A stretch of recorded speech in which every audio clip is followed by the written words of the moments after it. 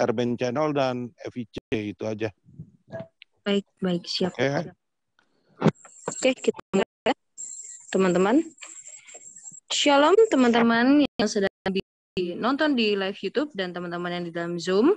Pada kesempatan kita malam hari ini, kita mengadakan diskusi lintas iman, yaitu dari kekristenan dan Islam dengan judul Mengapa Islam Tidak Percaya Yesus sebagai Tuhan dan Mengapa Kristen Tidak Percaya Muhammad sebagai Nabi, dengan narasumber dari kekristenan yaitu Kayapas Al-Kausar dan Erben Sejati.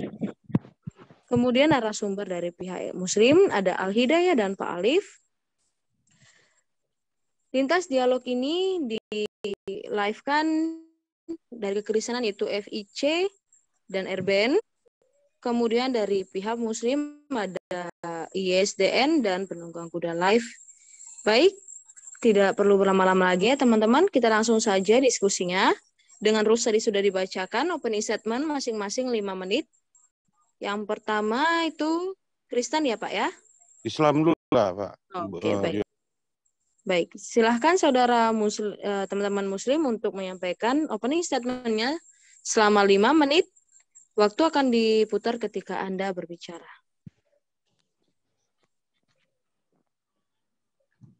Oke, terima kasih. Bang Al-Hidayah duluan. Ya, silakan. Oke, bismillahirrahmanirrahim. Assalamualaikum warahmatullahi wabarakatuh. Selamat malam semuanya. Ya, untuk sahabat Muslim juga, assalamualaikum warahmatullahi wabarakatuh. Ya, Rabbi shrahli sadri wa yassir amri wahlul 'uqdatam min lisani yafqahul qauli. Tema yang saya sukai malam ini, ya, mungkin inilah yang ditunggu-tunggu karena ini hal yang prinsip juga. Di mana kenapa kami tidak mengakui ya ketuhanan Yesus itu sebagai Tuhan atau Nabi Isa itu sebagai Tuhan. Justru diingatkan di Al-Quran, banyak mengingatkan bahwa siapa itu sosok Nabi Isa. Itu narasi ayatnya lengkap dan jelas dalam artian posisi dia itu sebagai apa dan siapa gitu. Kalau kita merujuk bahwa bagaimana pengabaran tentang kehamilannya dia seorang manusia gitu kan. Kita kalau merujuk ke surah An-Nisa, banyak sekali ayatnya malah kisah Nabi Isa ya. Bagaimana dia adalah seorang Rasul. Pertama memang kalau di Al-Maidah dulu ya. Kalau di Al-Maidah saya langsung aja loncat ke top poinnya bahwa ketika Allah bertanya di surah Al-Maidah ayat 116, adakah kamu mengatakan kepada manusia jadikanlah aku dan ibuku dan dua orang tua selain Allah, Tuhan selain Allah. Di situ jelaskan bahwa Nabi Isa menjawab, Maha suci engkau, tidaklah patut bagiku mengatakan apa yang bukan hakku. Ini kata kuncinya di sini adalah bahwa Nabi Isa itu bukan Tuhan sama sekali gitu. Lalu diperkuat dengan ayat-ayat lain seperti di surah An-Nisa, Ali Imran itu banyak ya, di Al-Maidah. Di antaranya adalah bahwa dia itu seorang Rasul. Di surat Al-Baqarah juga ada ayat-ayatnya, poinnya dia hanya seorang utusan Allah. Sebagaimana utusan Allah yang lain dan rasul-rasul yang lain. Lalu kami suruh diingatkan lagi kepada kawan-kawan yang memang memposisikan diri sebagai pengikut Nabi Isa, yang di situ adalah dia menaikkan posisinya dari seorang nabi menjadi Tuhan gitu. Makanya kita lari di surah An-Nisa ayat 171, di situ poinnya kepada kawan-kawan yang memang memegang kitab sebelumnya, bahwa diingatkan, wahai para ahli kitab, janganlah kamu berlebihan dalam beragama. Dan kamu jangan mengatakan sesuatu yang bukan pada tempatnya. Artinya di situ bahwa sesungguhnya Nabi Isa adalah Rasulullah. Poinnya kan di situ. Sesungguhnya Isa putra Maryam adalah Rasulullah dan kalimatuhu, dan kalimat darinya. Di situ jelas ayatnya. Kenapa dikatakan kalimatuhu, kalimat darinya? Tentu diciptakan dengan kalimat darinya. Karena ketika ada kata kalimatuhu itu menyimpan makna kata min atau dari gitu. Nah, bagaimana cara penjelasan darinya? Tentu ada di surah Maryam, ada di surah Al-Imran juga ada. Menjelaskan bagaimana Nabi Isa akan Siti Maryam akan mengandung seorang Nabi Isa yang di situ merasa tidak mungkin seorang perawan suci, maka tidak, ketika Allah berkehendak sesuatu dengan kalimatnya jadi, maka itu akan terjadi. Disitulah poinnya. Makanya di sini diingatkan, janganlah kalian berlebihan dalam meyakini atau memposisikan seorang Nabi Isa ketika dia menjadi seorang utusan lalu dijadikan menjadi seorang Tuhan. Ya, Rasulullah dan kalimatnya. Aduh, waktu mau habis ya. Silakan dulu Bang Al-Hidayah. Maaf, saya nggak lihat timer. Berapa menit lagi? Dipas dulu Pak Kaisar. 1 menit 16 detik Pak Al-Hidayah. Oh, 1 menit 16 detik ya? Iya. Oke. Terima kasih Ustadz Alif. Oke, shalom, selamat malam kepada teman-teman, saudaraku Kristen ya di dalam Zoom ataupun di live chat atau di luar Zoom. Jadi tujuan kita di sini mungkin saya tidak menguraikanlah apa yang sudah diterangkan oleh Ustadz Alif, tapi cuma saya ingin memberitahukan kehadiran kita di sini adalah semata-mata untuk mencari kebenaran dan menyampaikan apa yang benar. Daripada data, insya Allah dari Al-Quran, kita akan sampaikan juga sanggahan daripada Bible, dan ini memang suatu tema yang agak baik ya, menarik. Ini satu topik yang menarik. Karena apa? Inilah yang sering kita diskusi. Sepanjang-panjang debat, inilah masalah dia. Di sini pokoknya. Kenapa Islam menolak Yesus atau Isa itu sebagai Tuhan? Karena dalam Al-Quran memang jelas dia itu hanya utusan Tuhan. Bahkan kepada kaum Bani Israel. Dan tidak lebih dari itu. Walaupun dia itu hanya sebatas kalimatullah, firmannya, apanya. Tapi di dalam Al-Quran, Isa hanya sebagai Nabi, utusan Tuhan. Nah, kalau eksistensi Allah, saya kira di mana-mana data juga insya Allah sebentar lagi nanti kita akan rungkai. Eksistensi Allah Subhanahu wa Ta'ala yang kita sembah di dalam Islam juga terdapat di kitab-kitab sebelah. Maaf, Oke, Pak Al-Hidayah, sudah selesai ya. Iya, terima kasih. Baik, terima kasih dari teman-teman Muslim telah menyampaikan opening statement dengan baik. Sekarang giliran Kristen, ada Pak Kepas dan Pak Erben. Opening statement 5 menit. Waktu akan diputar ketika Anda berbicara. Aku mau share screen. Ya, silahkan. Aku dikit lah ya. Ajar aja Bang. Oke. Jadi posisi Nabi dalam Kristen itu adalah wakil Allah kepada manusia, berbicara atas nama Allah untuk kepentingan Allah bagi manusia, itu Nabi. Jadi Nabi itu tidak pernah berbicara kepentingan dirinya, kebutuhan dirinya, keinginan dirinya, tidak. Tapi itu adalah kepentingan Allah. Artinya Allah memilih itu. Jadi Allah berbicara langsung kepadanya juga. Jadi seorang Nabi itu Allah berbicara melalui suara, melalui penglihatan seperti Musa. Lalu Allah juga menyatakan dirinya melalui Taufani. Allah menyampaikan pesan kepada manusia melalui Nabi itu bagi kepentingan Allah supaya manusia bisa ditegur, diarahkan atau memberikan janji atau nubuatan. Di situ ya. Jadi baru seorang Nabi itu juga harus diurapi Tuhan. Dan dia mewakili Tuhan kepada manusia. Ia berbicara untuk kepentingan Tuhan. Ya. Jadi ia berbicara bukan untuk kepentingan dirinya sendiri. Bahkan kalau kepentingan umat itu melalui imam, tapi Allah itu kepentingan Allah itu sendiri kalau Nabi. Dan dasarnya bagi orang Kristen, mengapa tidak menerima Nabi Muhammad sebagai Nabi? Karena tidak memenuhi kriteria-kriteria yang saya sebutkan tadi ini. Kriteria ini tidak dipenuhi ya. Baru sudah dikatakan juga di dalam Mazmur 147, 19-20, ia memberitakan firman-Nya kepada Yakub, ketetapan-ketetapannya dan hukum-hukumnya kepada Israel. Ia tidak berbuat demikian kepada segala bangsa dan hukum-hukumnya tidak mereka kenal. Baru dikatakan Ibrani pasal 1 ayat 1-4, ya, dikatakan pada zaman dahulu Allah berulang kali dalam berbagai cara berbicara kepada nenek moyang kita dengan perantaraan Nabi. Maka pada zaman akhir ia telah berbicara kepada kita dengan perantaraan anaknya yang ia tetapkan sebagai yang berhak menerima segala yang ada. Oleh dia Allah telah menjadikan alam semesta. Ia adalah cahaya Allah dan gambar wujud Allah yang menopang segala yang ada dengan firman-Nya yang penuh kuasa. Dan setelah ia selesai mengadakan pencucian dosa, ia duduk di sebelah kanan yang maha besar di tempat tinggi. Jadi setelah Yesus menyempurnakan semua ajaran para nabi di dalam PL ini, maka Kristen sudah menetapkan bahwa segala pengajaran atau segala apapun yang datang setelah Yesus itu bukan lagi kebenaran. Karena itu. Dan tidak mungkin ada nabi bagi orang Kristen yang menyampaikan kebenaran tetapi bertentangan dengan Yesus. Karena Yesus adalah puncak dari seluruh karya kenabian dalam konteks Kristen.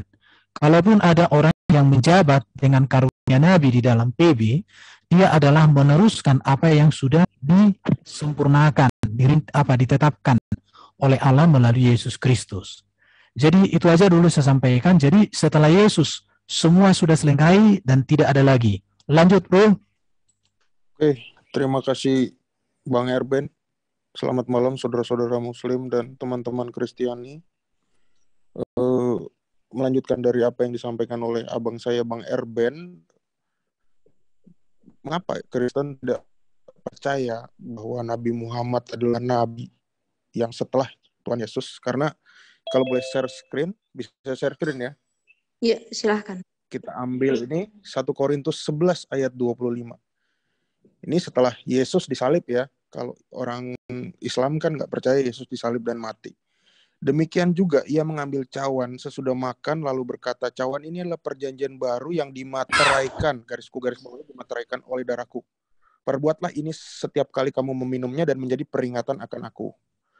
Kemudian satu ayat lagi biar memperkuat teman-teman Muslim, kerjalah bukan untuk makanan yang dapat binasa, melainkan untuk makanan yang bertahan sampai kepada hidup yang kekal, yang akan diberikan kepada manusia kepadamu, sebab dialah yang disahkan oleh Bapa Allah dengan materainya. Nah, materai ini kalau kita lihat secara bahasa Indonesia maupun bahasa Malaysia ya, Bro Al-Hidayah, kalau kita lihat itu adalah seal. Seal itu artinya penutup. Jadi itulah dasar mengapa iman Kristen tidak akan percaya bahwa ada lagi nabi tambahan atau nabi susulan yang muncul entah dimanapun tempatnya, apalagi di daerah Arab ya. Itu justru kami tidak akan percaya karena kami sudah dimateraikan oleh perjanjian darah dan daging dari Yesus Kristus yang telah dinyatakan melalui salib dan kebangkitannya gitu. Mungkin itu saja yang saya sampaikan. Bang Erben mungkin mau ditambahkan lagi? Lanjut Bang. Oh habis. Baik, terima kasih teman-teman Muslim dan teman-teman Kristen telah menyampaikan opening statement dengan sangat baik sekali. Kemudian kita lanjutkan di respon masing-masing selama 20 menit ini. Masing-masing 5 menit tetap ya. Itu Kaisar ya? Iya. Oke, jadi 5 menit dari Kristen, 5 menit dari Muslim, dan bergantian seterusnya. Kita mulai dari teman-teman Kristen ya, itu. Ya, kita mulai dari teman-teman Kristen untuk merespon dari opening statement tadi selama 5 menit, kemudian nanti akan dari Muslim juga merespon selama 5 menit, kemudian berganti lagi dari Kristen merespon 5 menit, dan dari Muslim juga merespon selama 5 menit dari apa yang dibahas ya. Silakan, Bro Kepas. Aku dulu ya sedikit ya, Bang. Oke, monggo. Ini aku kutip, mohon izinkan saya mengutip dari Al-Imran ayat 45. Di sini disebutkan bahwa Isa, kita bilang dari teman-teman Muslim yang selalu menuduh Isa itu adalah Yesus. Di sini Isa atau Al-Masih disebut sebagai orang yang terkemuka di dunia dan akhirat, ya, orang yang terkemuka di dunia dan akhirat. Nah, tapi kalau kita lihat tadi pernyataannya bahwa dari Bang Alip tadi bahwa Isa itu juga itu bukan Tuhan, tapi ini bertolak belakang karena dulu pernah ada orang yang bernama Aditya Warman yang berasal dari Sumatera Barat. Dia juga disebut Tuhan, gelarnya adalah Tuhan.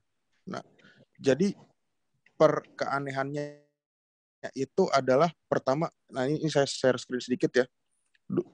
Ternyata Tuhan itu adalah bukan merujuk kepada Allah, tapi melainkan itulah Tuhan dari segala Tuhan. Makanya zaman itu orang disebut ada orang yang bergelar Tuhan gitu. Termasuk tadi dalil yang disampaikan oleh Bang Alip itu ada Al-Maidah 116. Itu juga mendukung pernyataan tentang ketuhanan dari Isa. Karena apa? Karena di situ Al-Maidah 116 kita melihat bahwa ternyata Allah itu bisa berbicara langsung dengan Isa, berbeda dengan Nabi Muhammad, sang nabi penutup. Dia tidak bisa berbicara langsung dengan Allah, tapi melalui perantara. Jadi menurut saya itu statement tadi, tanggapan saya itu justru bertolak belakang dengan apa yang disampaikan oleh bro siapa tadi, Bang Alif. Ini saya tampilkan orang yang bernama Aditya Warman itu, ini saya garis bawahi ya. Di dalam kitab Pararaton dia memiliki gelar Tuhan. Gelar Tuhan. Nah, ini mendukung bahwa tadi tentang kutipan bahasa Malaysia tadi yang saya bilang, Tuhan itulah ternyata Tuhan dari segala Tuhan.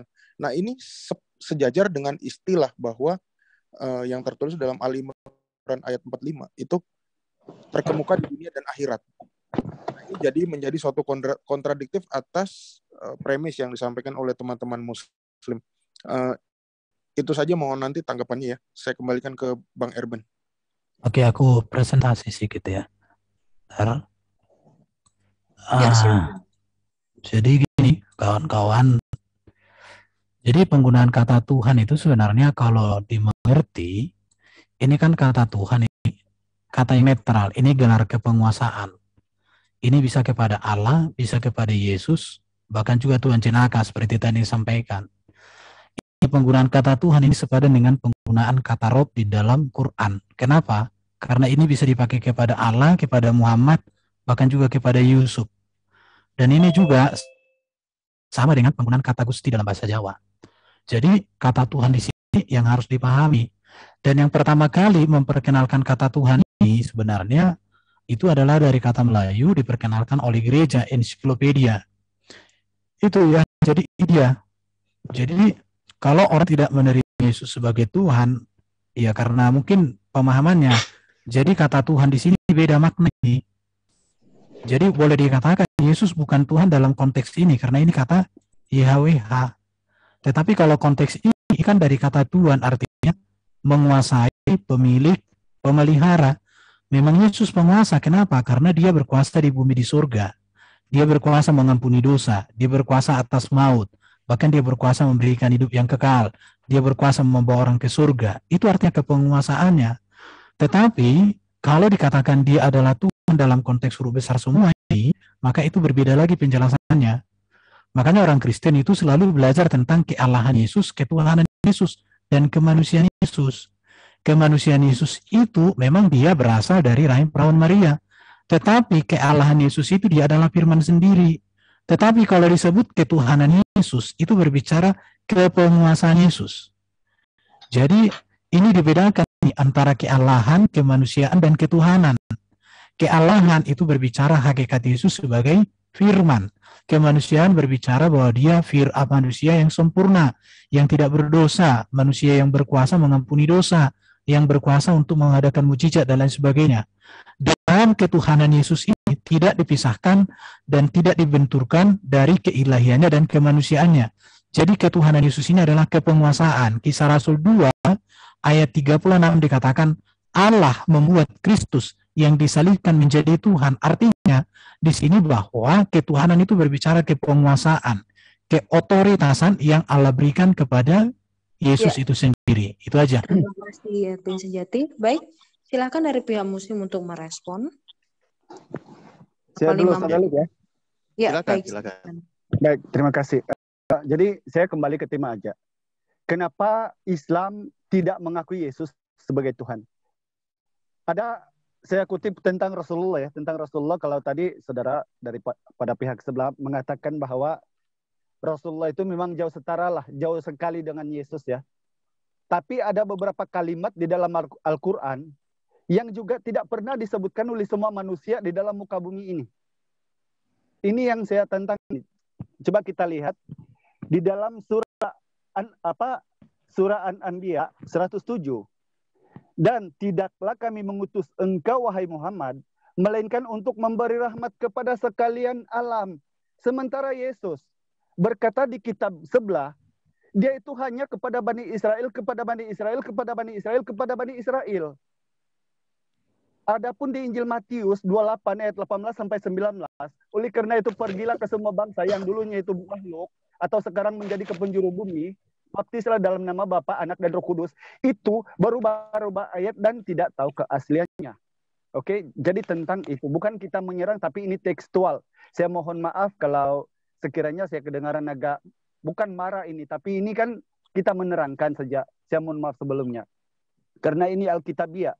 Nah, di dalam Al-Qur'an juga diterangkan bahwa dan Rasulullah itu adalah diutus kepada semua umat manusia, wa ma arsalnaka illa fatalinnas. Bukan untuk satu-satu kaum ataupun bani tertentu. Nah, ini mohon maaf, di kitab manapun di sebelah tidak ada yang diutus kepada semua manusia, tidak ada. Jadi mau otoritas itu Tuhan, mau otoritas itu Nabi. Tapi 2 ayat ini saja sudah dibatalkan. Kemudian, apakah persamaan di dalam Al-Quran dan Bible yang disampaikan oleh Isa atau Yesus? Itu sama. Di dalam Markus 10:41, barang siapa menyambut seorang Nabi, kata Yesus, dia juga akan menyambut daripada nabinya. Itulah yang dinamakan dalam Islam salawat. Salawat itu, kita itu menyambut seorang nabi. Bukan artinya kita mendoakan. Nah, salawat ini terpecah daripada Allah, daripada malaikat, daripada umat kepada Rasulullah. Itu terima kasih kepada Rasulullah dari umat.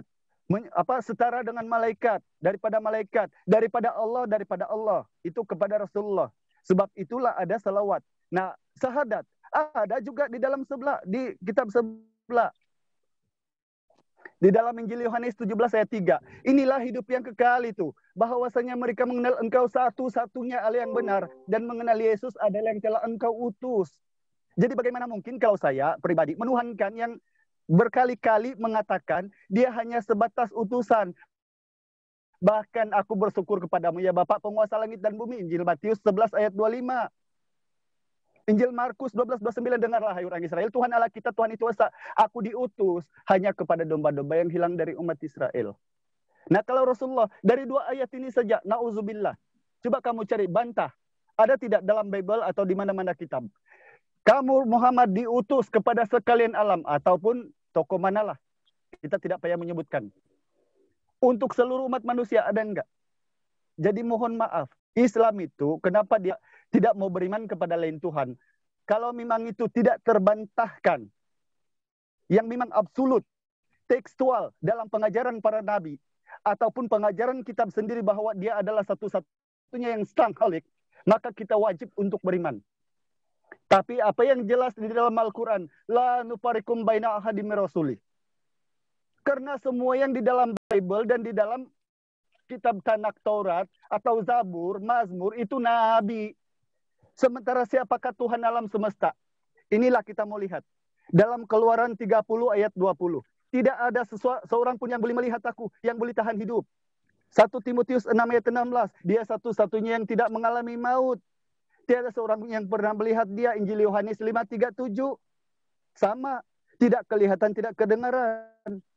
Nah, kalau nama Allah yang kekal, Keluaran 3:15, 1 Raja-Raja 18:24. Itulah nama yang kekal, yang berinteraksi kepada Musa, yang tidak boleh berubah menjadi manusia di Bilangan ayat 23:19. Jadi bagaimana mungkin kami beriman? Mengakui dia Tuhan. Saya kira gitu, Saudara Lip, sementara. Terima kasih. Oke, siap. Masih ada waktu? Ya, bagaimana? Tok Kaisar? Ya. 13 detik lagi. 13 Ya, detik terima lagi. kasih. Bapak. Tadi siap. Ya, tadi Bang Kaisar ya menyepakati ayat yang saya share, ya alhamdulillah gitu. Terus dia mungkin kata wajihan fi dunya wal akhirah. Nah, ketika ayat itu diungkapkan, justru itu bagaimana dalam beberapa keterangan diklarifikasi lah istilahnya Tuhan. Semua para nabi itu dipanggil. Apakah engkau mengatakan ya siap, terima kasih. Ya, terima kasih Pak Alif dan Siap, Pak siap. Agilaya atas responnya. Sekarang kayak pas untuk merespon kembali yang telah dibawakan oleh teman-teman musim tadi ya. Iya, terima kasih. Saya sedikit menambahkan ya. Waktunya berapa menit, moderator? 5 menit nanti. 5 menit ya. 5 menit dari kalian dan 5 menit dari mereka nanti. Share screen lagi boleh ya? Boleh, silakan. Tadi Brother Al-Hidayah mengutip dan berstatement bahwa tidak ada kalimat yang lebih baik daripada Al-Anbiya ayat 107. Dan lucunya tadi ada kata-kata nama Nabi Muhammad di situ. Sementara kalau kita lihat di dalam tulisan aslinya, itu tidak ada kata-kata Nabi Muhammad, melainkan dalam kurung. Nah, ini saya buat kutipan dari agama lain ya. Ini Buddha juga mengutip kalimat yang mirip. Semoga semua makhluk hidup berbahagia. Sabe sata bavantu suki tata. Nah, ini jadi ada tandingan ini. Bahkan ini disebutkan oleh sang Buddha itu sendiri. Jadi premis bro, siapa tadi Al-Hidayah mungkin terbantahkan. Terus yang kedua mengenai ayat-ayat perjanjian lama dan perjanjian baru yang dikutip tadi, raja-raja apa tadi segala macam, itu sudah terbantahkan karena apa? Karena kita mengetahui bahwa pengikut Isa atau Hawariyun itu sendiri, semua bisa di-track matinya di mana, pengikutnya di mana, ajarannya ada di mana, semua bisa di-track, dan semuanya mengakui bahwa Yesus adalah Tuhan dan Allah dan Juru Selamat atau Mesias itu sendiri. Sementara di dalam keislaman kita tidak akan menemukan pandangan, sorry ya saudara-saudara muslim, kita tidak akan menemukan pandangan dari Hawariyun itu kemana. Apakah dia semuanya lenyap di sungai kah? Atau dibunuh sama Hercules atau sama siapa, atau dibantai sama siapa, kita nggak bisa tahu. Dan apakah Hawariyun itu mengertikah bahwa gurunya mereka si Isa itu disalib atau diserupakan? Kita nggak pernah tahu gitu. Karena kalau dibilang bahwa Hawariyun itu tidak mengakui bahwa Isa itu adalah Tuhan, maka mereka harus bertentangan tentang fakta sejarah gitu. Kita tidak akan menemukan bahwa ada pengikut Isa atau Yesus yang tidak mengakui bahwa Yesus adalah Tuhan dan dia tidak mati di kayu salib. Itu saja penjelasan dari saya. Dilanjut sama Bang Erben. Terima kasih. Oke, kalau berbicara tentang Yesus utusan, orang Kristen menerima itu dan mengakui bulat-bulat. Bahkan Yesus sendiri mengakuinya. Bahkan juga para rasul mengakuinya. Ahli Taurat mengakuinya.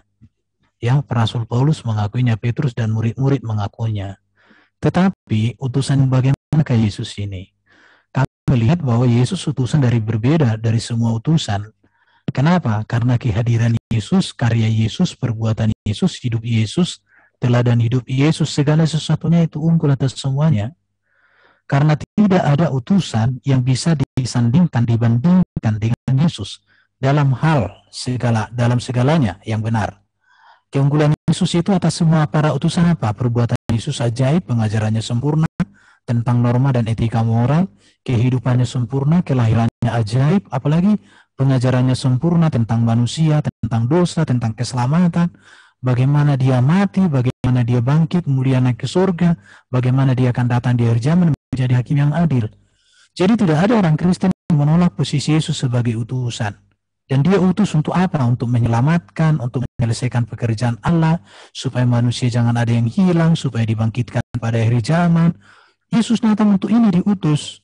Dan Yesus satu-satunya utusan yang datang dari surga. Karena Yesus mengatakan, aku datang dan keluar dari Bapa. Tidak ada persoalan. Bahkan orang Kristen menerima salah satu jabatan Yesus itu sebagai nabi. Itu tidak kita tutupi. Data-datanya semua ada. Jadi Yesus datang untuk menyampaikan seluruh kehendak Allah, kerancangan Allah kepada dunia ini. Makanya setelah Yesus kembali lagi tadi, kita tidak pernah lagi menerima pengajaran-pengajaran yang berbeda dengan apa yang sudah ditanamkan dan dikerjakan oleh Yesus ini. Bagaimana sikap kita kepada Yesus? Maka kita menghormati Yesus, kita mendengarkan Yesus, kita mengasihi, kita menuruti, kita menerima, dan kita mengenal dan kita percaya kepadanya. Inilah, jadi Yesus itu utusan yang diutus Allah untuk memberikan keselamatan, yang diberikan untuk memberikan hidup yang kekal. Segala sesuatu yang baik untuk kepentingan manusia ada pada Yesus ini. Maka dikatakan setiap orang percaya pada Yesus utusan Allah itu selamat. Baru kalau kalian katakan tadi Yesus hanya untuk Bani Israel, pertanyaan saya, mengapa di Quran sendiri diklaim ada nama Isa disamakan dengan Yesus? Bahkan nama Isa itu sangat banyak. Bahkan dikatakan terkemuka di bumi di surga datang di akhir zaman. Menjadi ini, itu sih pertanyaan-pertanyaannya. Oke, thank you. Oke, baik. 2 menit ya, 2 menit. Habis ya waktunya 5 menit sekarang dari Al-Hidayah dan Alif untuk merespon yang telah disampaikan. Saya mohon dengan sesuai tema ya. Oke, ya, silakan Ustaz Alif. Silakan. Oke, yes. Sedikit dulu ya dari saya makanya. Tadi, saya menanggapi yang sebelumnya aja dulu ya, bahwa disepakati ketika Nabi Isa itu adalah wajihan fi dunia wal akhir, artinya yang terkemuka di dunia dan di akhirat. Iya, itu sesuai dengan ayat-ayat yang tertulis di Al-Quran. Makanya ketika tadi dia menyinggung ayat ketika diklarifikasi itu bahwa apakah engkau mengaku diri sebagai Tuhan gitu kan. Nah, justru dia tidak mengatakan bukan haknya. Itu dalam beberapa penjelasan bahwa memang para nabi itu yang diutus mengemban amanah menjadi rasul, menyampaikan, mendakwakan kepada umatnya, tentu ditanya semuanya gitu kan. Apakah bagaimana kan di situ narasinya Nabi Isa, apakah engkau mengaku diri sebagai Tuhan? Karena apa? Banyak umat-umatnya yang memposisikan dirinya itu sebagai Tuhan gitu lah. Sementara Nabi Isa sendiri ketika ditanya itu dia mengatakan, aku tidak akan mengatakan apa yang bukan hakku gitu. Banyak ayat-ayat narasinya di Al-Quran. Lalu kembali tadi ya sama bahwa ayat di Al-Quran juga ada. Nabi Isa diutus untuk Bani Israel. Lanjut dulu Bang Al-Hidayah, silakan, mungkin ada narasi yang belum disampaikan. Masya Allah. Terima kasih. Terima kasih Ustaz Alif. Silakan. Masya Allah, saya meminta daripada kitab mereka, kitab sebelah. Wa ma arsalnaka illa fatalinas. Wa ma arsalnaka illa rahmatan lil alamin. Beliau malah mengutip kitab Buddha. Astagfirullahaladzim. Jadi narasi-narasi yang kamu sampaikan justru memperkuat Yesus itu nabi, utusan kami juga percaya.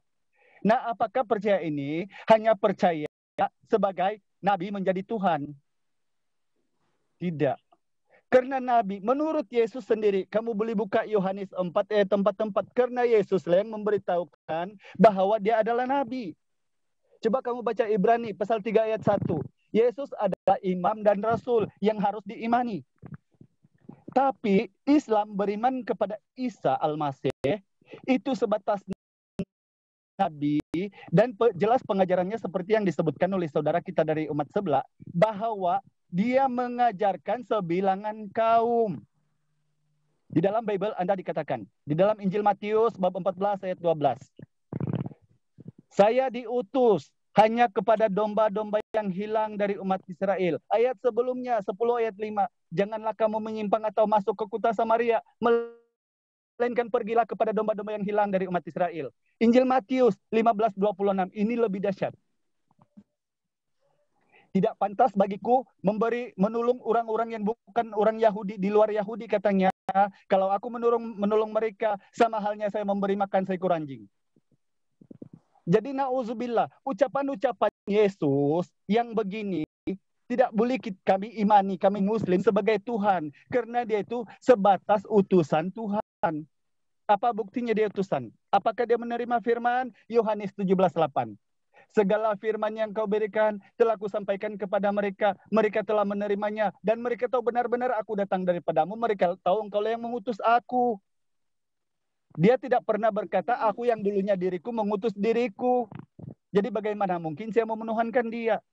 Tentang Rasulullah, saya balik lagi. Hanya 2 ayat. Wa ma arsalnaka illa fatalinas. Wa ma arsalnaka illa rahmatan lil alamin.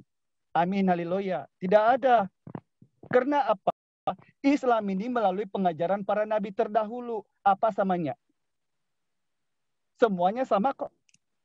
Cuma dipelintir kemudian oleh yang penulis-penulis, ada yang mengatakan bahwa Tuhan itu terpecah menjadi Allah. 1 Korintus 16 pasal 4. Itu Allah yang membangkitkan Tuhan, juga membangkitkan kita dengan kuasanya. Dan seluruh lidah mengaku bahwa yang kamu salibkan telah menjadi Tuhan dan Kristus. Ini tidak boleh, ini fatal dalam akidah Islam. Karena Allah itu laisa kamitslihi syai'un, tidak sama dengan makhluknya gitu. Jadi kalau kita menyamakan itu dengan makhluk, bukankah di Bible sendiri, di Bilangan 23:19, Allah bukan manusia sehingga berdosa, bukan juga anak manusia sehingga menyesal gitu loh. Jadi ini cuma renungan kita bersama, karena saya masih sesuai dengan konteks. Kita tidak akan mau tergiring ya. Jadi kalau tentang Nabi, kamu boleh bacalah sendiri. Injil Matius 21:11, Injil Matius 13:57, Markus 6 pasal 4, Markus 14:65, Lukas 13:33, Yohanes 4:44. Ini semua membicarakan tentang Yesus Nabi dari Nazaret di Galilea bahkan, bukan dari surga. Jadi inilah di dalam Al-Quran ditegaskan. Kenapa itu kami bilang umat yang di luar Islam itu bahkan kafir. Laqad kafarul ladzina qalu innallaha salisu salasa itu. Jadi sungguh telah kafirlah yang mengatakan Tuhan itu adalah Allah Isa putra Maryam.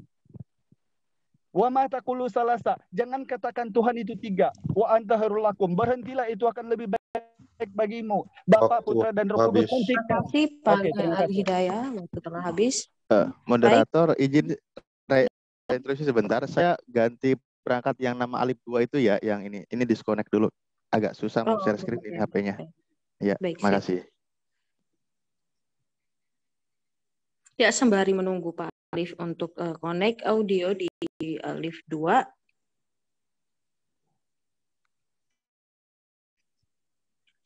Oke, terima kasih telah menyampaikan respon terhadap masing-masing narasumber. Kita sekarang beralih pada closing statement masing-masing 5 menit, di mana closing statement ini dimulai dari teman-teman muslim dulu ya. Belum, Baru udah berapa? Udah 8. Belum. Udah pas ini Tok.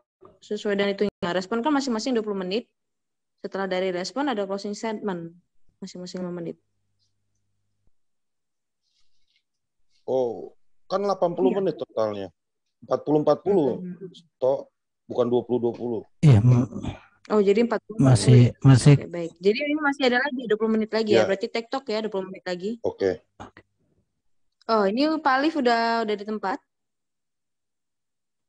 Bentar ya. Nggak apa-apa kan? Oke, terima kasih. Giliran Kristen dulu sekarang. Biarin aja Pak Alif. Ya, Oke. siap. Jadi ini tektokan selama 20 menit, bebas ya, kalian saling merespon satu sama lain. Dan diharapkan Tetap 5 menit terus. 5 5 menit menit, jadi bagus. 5 menit ya. Jadi nggak usah tektokan 20 menit ya, tetap 5 menit. Iya. Oke, baik. Silakan 5 menit nanti seperti yang awal. Dimulai ya dari kekristenan, silakan. Jadi kembali sama kawan-kawan, ini harus dicatat dulu ini ya. Beda kata Allah dengan Tuhan dalam konteks PB itu.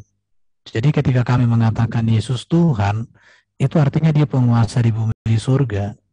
Bukan berarti bahwa Yesus Tuhan artinya dia Bapa di surga, dia Yahweh sendiri, enggak. Baru tadi saya sudah jelaskan tentang dua natur Kristus itu ya. Jadi prainkarnasi di firman Allah, dalam inkarnasi dia adalah firman yang menjadi manusia. Jadi ini harus dipahami. Ini tadi udah kita jelaskan sebenarnya. Jadi bedanya Allah di Kristen dengan di Islam pun harus kalian tahu. Bahwa Allah itu bisa kepada Yahweh, bisa kepada berhala, kepada manusia juga ada. Tetapi di Islam Allah bisa kepada Allah Yesus, tapi berhala juga. Di Kristen, Tuhan itu bisa kepada Allah, kepada Yesus, kepada Raja. Sama seperti kata Rob di Muslim, bisa kepada Allah, kepada Muhammad, kepada Yusuf, dan malaikat juga. Jadi ketika orang Kristen memahami Tuhan Yesus, ya sama penggunaan kata Rob Muhammad kayak gitu. Cuma ya supaya berlanjut ceritanya itu, baru kalau berbicara tentang Yesus sebagai Nabi, tidak ada masalah bagi orang Kristen. Kita tinggal berpikir aja, Nabi yang bagaimana sejak tahun 30 Masehi sampai hari ini hidup di langit sana, dan dia masih datang di akhir zaman. Makanya iman Kristen itu iman yang tepat, karena beriman kepada Nabi yang hidup di langit sana ribuan tahun loh. Jadi kita tidak ikut Nabi seperti yang lain-lain itu. Dan Yesus satu-satunya Nabi yang hidup di sana dan datang di akhir zaman, bro. Makanya itu yang harus ditegaskan. Kalau berbicara Yesus hanya datang untuk Bani Israel, enggak juga. Buktinya di kitab kalian itu paling banyak itu disebut diklaim sebagai Isa. Bahkan kalau ayat tadi kalian baca, aku datang diutus kepada Bani Israel. Tapi di kalimat berikutnya dia katakan, hai ibu besar imanmu, jadilah padamu. Jadi semuanya terjadi. Cuma ya bagaimana sekarang kita membaca utuh di dalam kalimat itu. Saya mau share screen, masih ada waktu ya. Masih Bang, Ya. pakai aja. Silakan. Nah, ini saya mau mengapa? Jadi gini ya, apa yang disampaikan di Quran itu ya kita akui itu sebagai kitab kalian. Tetapi mengapa kita Kristen menolak data-data yang ada di Quran tentang Yesus? Ini dia. Jadi kalau saya mau sampaikan ini di sini dia letaknya. Bahwa Quran ini kan datang 600 tahun ya, abad ke-7 setelah Injil. Di sini apa yang ditulis di sini memang berbeda dengan apa yang di sini. Itu berbeda. Nantilah ada waktunya kita akan berbicara untuk konteks Islam karena tadi kita kan masih fokus bicara Kristen. Baru Quran itu ditulis bagaimana, itu hadis ditulis bagaimana, sirah nabawi, kanonisasi. Bahkan hadis ini pun kalau di kitab Muslim itu kan ditulis oleh orang-orang di Iran loh. Gak ada orang Arab loh yang nulis hadis. Kanonisasi Quran terbaru itu 1924 loh. Bagaimana relasi 1924 dengan di sini? Ini pun kalian gak bisa jelaskan. Di sini. Jadi artinya apa yang kisah-kisah di sini itu memang tidak ada kaitan karena jaraknya sudah bayangkanlah 600 tahun. Jadi Isa di dalam apa yang dituliskan di Wahyu ini berbeda dengan Yesus ada di sini. Baik dari namanya, nama mamanya, nama orang keluarganya, sukunya, kelahirannya, cara hidupnya, karyanya, sampai kematian kebangkitannya semua berbeda. Ah, itu Aring. Lanjut dulu bro. Ya lanjutin aja Bang. Enggak. Masih lanjut. Udah. Lanjut. Ya jadi saya ulangin lagi ya. Memang masalah untuk membaca kalian ini agak bermasalah ya. Karena terus terang ini jujur dari hati yang paling dalam. Bro Al-Hidayah ini berapi-api menjelaskan. Dan selalu muslim-muslim yang ngambil, aku hanya diutus untuk domba-domba yang tersesat. Padahal Matius 15 itu adalah daerah Tirus. Dan kalau kita baca, itu ada penjelasan juga di dalam ayat tersebut bahwa itu adalah ibu itu adalah orang Siro Venesia. Artinya seperti tadi Bang Erben bilang, malah 2 ayat setelahnya Tuhan Yesus malah ngomong gini, besarlah imanmu gitu. Dia ngomong gitu. Ya hai ibu, besarlah imanmu. Dan malah dikabulkan.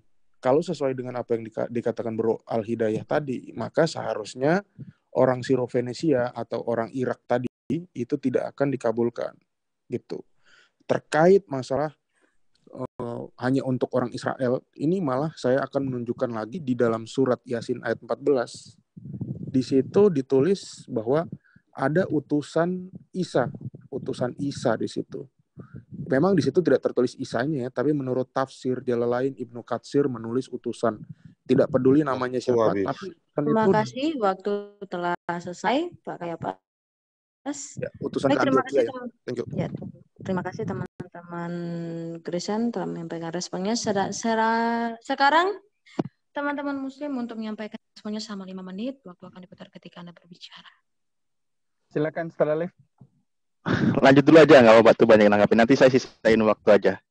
Nanti ingat ya, soalnya saya tidak nampak. Siap. Oke, baik. Terima kasih ya. Siap. Sebelum habis diskusi, saya minta maaf ya, Bro Erben sama Kayapas. Jangan, kita ini kan diskusi, jangan merasa seakan-akan menyerang gitu, tidak ya. Sebab ini saya menggunakan itu tidak menyerang. Silahkan Pak Al-Hidayah. Saya memberitahukan aja. Jadi insya Allah kita akan coba berdialog dengan cara Alkitab ya insya Allah. Nah, sekali lagi kita balik kepada konteks. Mungkin perlu beberapa ayat yang mau ditambahkan daripada Islam dan Kristen. Kenapa Isa itu katanya tadi saya salah sebab dia itu diutus kepada Bani Israel, sementara Bro Erben mengatakan nanti kedatangannya yang kedua itu kan untuk menjadi hakim yang adil. Tapi di dalam hadis dikatakan tujuannya itu, Bro, astaga. Ini mohon maaf, dia itu membunuh babi, menghapuskan salib, menghapuskan pajak jizyah, dan menghapuskan Dajjal. Membunuh Dajjal itu tujuan utama. Nah, kenapa itu terjadi? Kalau kita konfirmasikan lagi dengan Bible, dalam Injil Matius bab 7 ayat 22 dan 23, pada zaman akhir, saat akhir, banyak yang berseru kepadaku, Tuhan, bukankah kami bernubuat dalam namamu, mengusir setan dalam namamu, dan melakukan tanda mukjizat dalam namamu juga. Pada waktu itulah kata Yesus, zaman akhir ini, aku akan datang kepada mereka dan berkata, aku tidak pernah mengenal engkau, inilah daripadaku kamu sekalian pembuat kejahatan. Jadi mohon maaf, kami tidak mau menuhankan Yesus karena ayat itu. Apa yang samanya di dalam Al-Quran? Ya Bani Israel, surah Al-Zukhruf, ayat 6. Sesungguhnya dia adalah utusan Allah yang membenarkan kitab sebelumnya. Dalam Injil Matius bab 5 ayat 17. Aku datang bukan untuk meniadakan hukum Taurat dan kitab para nabi. Kalau dia Tuhan, masa Tuhan menubuatkan kitab Tuhan? Itu. Jadi fatal ini hukumnya. Kalau Islam memang Tuhan itu sesuatu sesembahan, mengacu kepada Allah sesembahan itu. Nah, kalau di keyakinan kamu sebelah mengatakan Tuhan itu beda dengan Allah, silakan aja. Karena dalam Islam dikatakan wa ma taqulu salasa, laisa kamitslihi syai'un. Allah itu tidak serupa dengan makhluk. Sesembahan itu. Jadi kalau kamu mengatakan bahwa Isa itu adalah Tuhan dan Allah itu yang mengutusnya eksistensi sang pencipta, seperti yang pernah diimani juga, bahwa itulah yang mengutus gambarannya yang kedua untuk menjadi penebus juru selamat, itu silakan. Tapi dalam Islam kami tidak mau beriman iming-iming. Sebab itulah dari seluruh penjuru bumi hanya ada Allah Subhanahu wa taala. Ditanya ke Israel, ditanya ke orang putih, ditanya ke Negro, Timur dan sebagainya. Semua Allah. Tidak ada kami yang namanya YHWH, Yahweh, Hasim, Adonai, Elohim. Semua itu tidak ada. Kurios, Tios tidak ada. Sebab apanya? Itulah yang dikatakan dalam Keluaran bab 3 ayat 15. Akulah Tuhan Allahmu, namaku Allah yang menyatakan diri kepadamu, sembahlah Allah Ishak, Yakub, Abraham. Al-Baqarah 133 juga sama. Musa diperintahkan menyembah Allah Ishak, Yakub, Abraham, sama. Itu Allah Subhanahu wa taala. Tapi kami tidak membenarkan itu. Ya, terima kasih Ustaz. Itu aja, lanjutkan. Saya izin sambil saya screen ya. Izin sambil saya screen ya. Ya, silakan. Biar agak enak. Oke. Kalau masih lanjut nggak apa-apa. Nah, ini kan poinnya di sini juga kan, bahwa ketika tadi dikatakan bahwa Isa menjawab, Maha Suci Engkau, tidaklah patut bagiku mengatakan apa yang bukan hakku mengatakannya. Jadi di ayat berikutnya 117, Makultu lahum ilama amartani. Aku tidak pernah mengatakan kepada mereka kecuali apa yang engkau perintahkan kepadaku. Mengatakannya yaitu Ubudullaha rabbi wa rabbukum, sembahlah Allah Tuhanku dan Tuhanmu. Gitu loh. Di sini poinnya Nabi Isa, bahwa dia adalah mengatakan apa yang diwahyukan kepadanya. Nah, di sini menariknya ayat ini kan, dan adalah aku menjadi saksi terhadap mereka selama aku berada di antara mereka. Maka setelah engkau wafatkan aku, engkaulah yang mengawasi mereka dan engkau adalah menyaksikan atas segala sesuatu. Di sini bagaimana bentuk kasih sayang Nabi Isa kepada umatnya, kepada pengikutnya, ya. Dia mengatakan di satu sisi dia pembelaannya adalah bahasanya, jika engkau menyiksa mereka, maka sesungguhnya mereka adalah hamba-hamba engkau, dan jika engkau mengampuni mereka, maka sesungguhnya engkaulah yang maha perkasa lagi maha bijaksana. Poinnya di sini adalah sebenarnya Nabi Isa ini mengharapkan umat-umatnya, pengikutnya untuk mengikuti apa yang disampaikan oleh Nabi Isa itu sendiri, yaitu sembahlah Allah Tuhanku dan Tuhanmu. Ya, makanya di beberapa ayat kita diingatkan gitu kan, janganlah berlebihan gitu. Seandainya engkau menyiksa mereka karena dia mengatakan bahwa Nabi Isa itu adalah Tuhan, maka sesungguhnya dia itu hambamu. Seolah dia itu ingin sebenarnya mengatakan, menyelamatkan bahwa jangan sampai menyiksanya. Tapi apa boleh buat, karena tidak ada toleransi dalam menyekutukan, seperti di Al-Maidah 72 itu. Terima kasih. Terima kasih teman-teman Muslim dan teman-teman Kristen telah melakukan respon yang sangat baik dan bisa dikatakan kondusif ya. Baik, sekarang waktu untuk closing statement. Tadi maaf yang saat awal itu ada kesalahan teknis ya. Dipersilakan oleh teman-teman Muslim 5 menit untuk memberikan closing statement hasil dari diskusi ini ya, dengan baik. Bawa saja untuk closing statement itu dari Iman sendiri ya. Terima kasih. Silakan Pak Alif dan Pak Hidayah. Closing ya. Silakan Pak Hidayah duluan. Silakan Ustaz, biar aku belakang nanti. Oke, siap. Siap. Terima kasih. Ya, berarti saya kembalikan lagi share screen-nya ya. Karena lanjut ini. Oke, siap. Yang ayat tadi ya. Nah, ketika beberapa ayat ini ya, saya lanjutkan di sini bahwa beberapa ayat ini Allah berfirman, ini adalah suatu hari yang bermanfaat bagi orang yang benar-benar melakukan kebenaran. Lillahi mulkus samawat wal ard wa ma fihinna wa huwa ala kulli syai'in qadir. Dikunci di ayat ini, lalu kita kembali ke surah An-Nisa ya. Seperti yang tadi sempat di opening statement kita bahas. Nah, di sini bagi orang-orang yang ketika dia salah memposisikan ya posisi Nabi Isa, ketika dia dikatakan Robbi, ya oke, pada peristiwa-peristiwa zaman dulu itu penggunaan bahasa kata Rob itu ada seperti kepada zaman Nabi Yusuf. Dan ingat, makanya agar tidak terjadi kesalahan dalam penggunaan bahasa sehingga kata itu memposisikan sebagai sesembahan, maka diingatkan zaman Nabi Muhammad itu tidak ada lagi. Ya, karena apa? Banyak terjadi kesalahan seperti umat-umat sebelumnya, gitu loh. Makanya Nabi Muhammad itu dipanggil apa? Sayyid, sebagai Gusti, sebagai ya Gusti lah, pokoknya panggilan tertingginya. Allahu Rabbul Alamin, Tuhan semesta alam, kan gitu. Nah, karena terjadi kesalahan dalam menarasikan sehingga menaikkan posisi seorang hamba menjadi seorang yang disetarakan dengan Tuhan, makanya di sini diingatkan, janganlah kalian berlebihan dalam beragama. Dan jangan kalian berkata kepada Allah kecuali dengan yang hak, gitu kan. Sesungguhnya Nabi Isa putra Maryam adalah Rasulullah dan kalimatuhu, gitu loh. Di sini ayatnya jelas. Dia itu adalah seorang utusan Allah dan kalimat darinya tadi sudah disinggung ayatnya. Kenapa ada ayat seperti ini, kan gitu. Penjelasannya ada di surah Maryam dan surah Ali Imran, dan yang tidak ada mungkin di kitab kawan-kawan adalah di surah Ali Imran ayat 59-nya. Inna masalah Isa kama masalah Adam, gitu kan. Perumpamaan penciptaan Nabi Isa itu sebagaimana penciptaan Nabi Adam. Di situ yang tidak ada narasi di kitab sebelumnya sehingga terjadi kesalahan dalam memposisikan siapa Nabi Isa, gitu. Karena apa? Jelas di Al-Qur'an dia itu sebagai ciptaan Allah, gitu. Dengan kalimatnya, ya. Mungkin masih ada waktu. Silakan kalau nggak Bang Ali Dayado, boleh? Takut saya kebablasan ini. Ya, selesaikan aja Ustaz kalau ada lagi. Selesaikan nih, biar sedikit. Oke. Enggak, bagi aja ini dikit lagi. Silakan lanjut.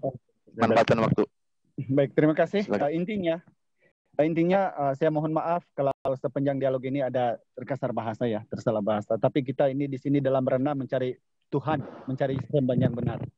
Jadi insya Allah dengan apa yang kita hujat, saya tidak akan pernah keluar maupun daripada pihak narasumber Islam, tidak pernah keluar daripada konteks dan tidak ada yang kurang Alkitabiah maupun daripada dua-dua data. Karena itulah yang membuatkan kami ketika ditanya, kenapa ya kamu tidak mau bertuhankan Yesus? Bagaimana mungkinnya? Itulah saya ulang lagi sekali. Bahkan kalau saudara Ustadz Alif tadi mengatakan, menyinggung bahwa Rabbu wa Rabbukum, sembahlah Tuhanku dan Tuhanmu. Itu juga ternyata ada di Injil, di Bible. Itu di dalam Yohanes 20:17.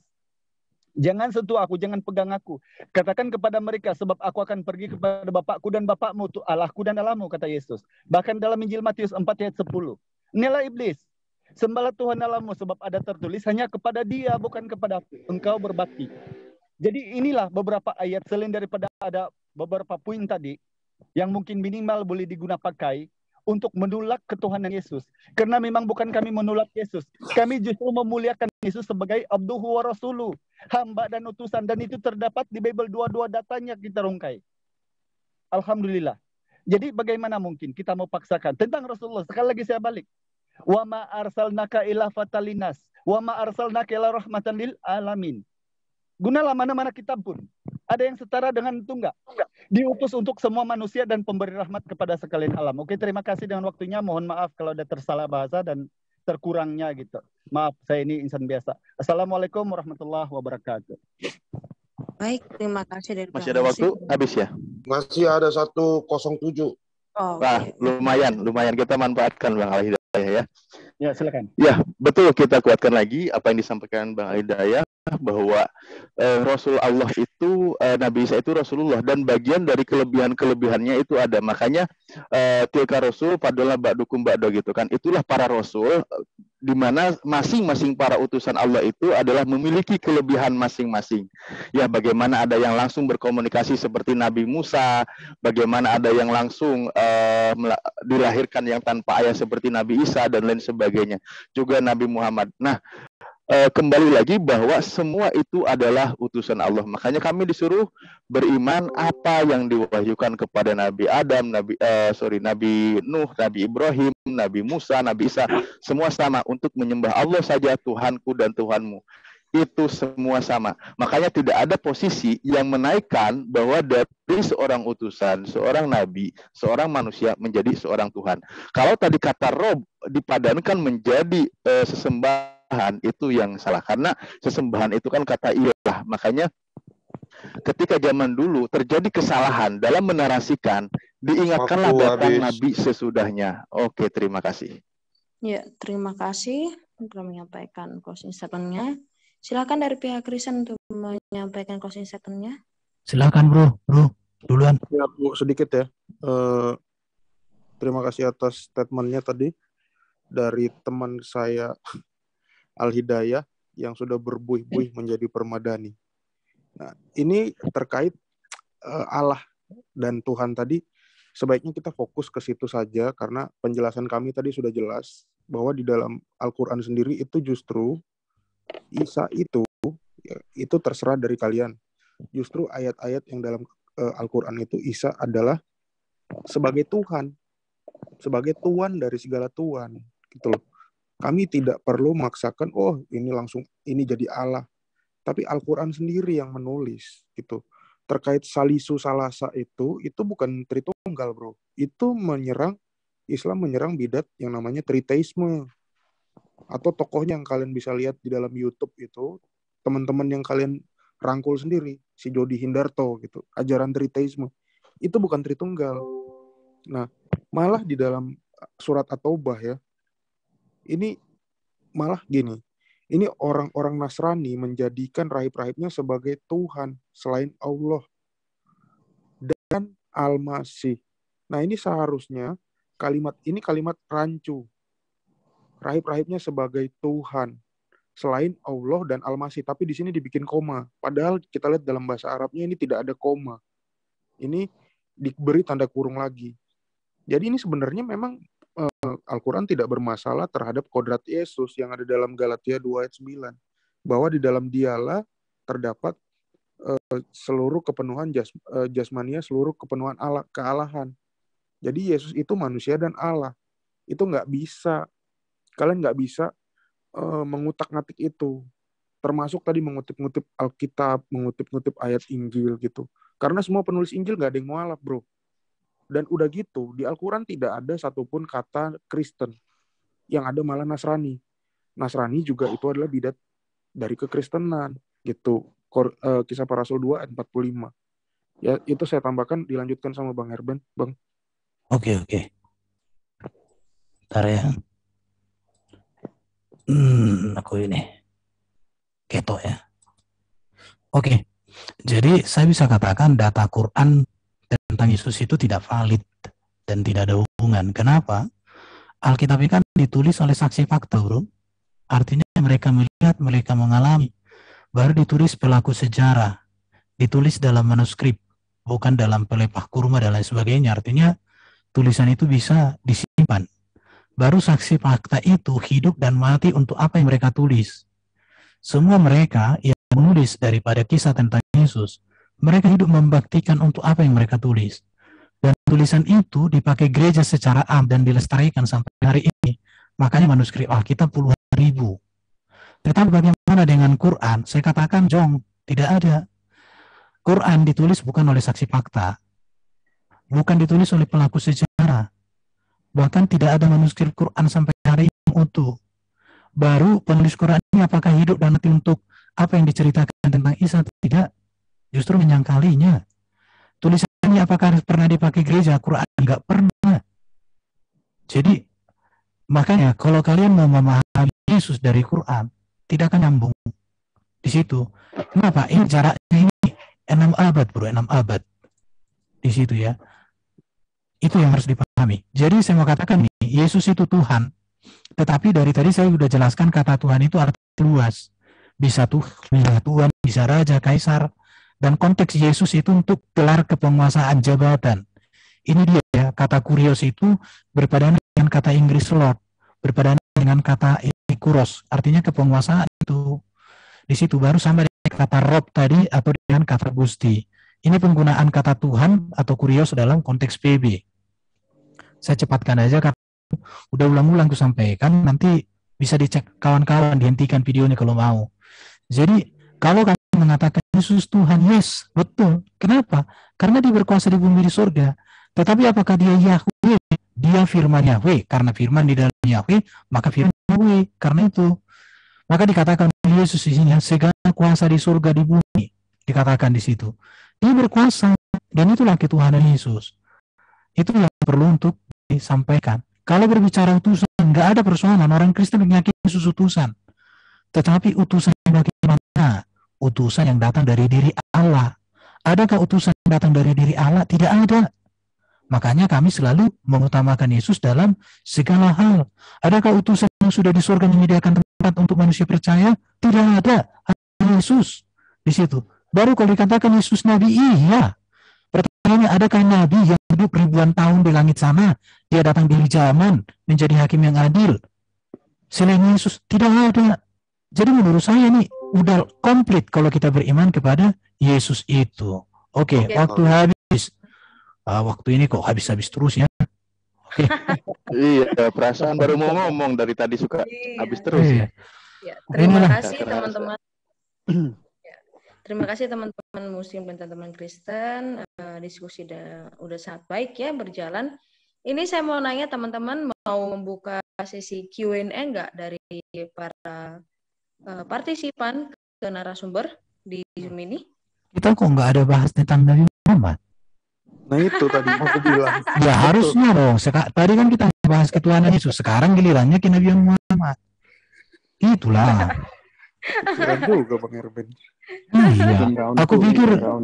Iya. Memang istimewa Yesus ini, Nabi Isa ini. Memang dalam bahasan Al-Quran juga banyak disebut namanya. Iya, kita bahas Nabi Muhammad.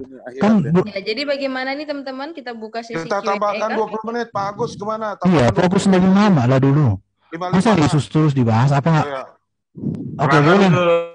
Silakan ke narasumber Muslim. Yang kemana Pak Alif? Kalau bersedia, ya. Ditambahin 20 menit. 20.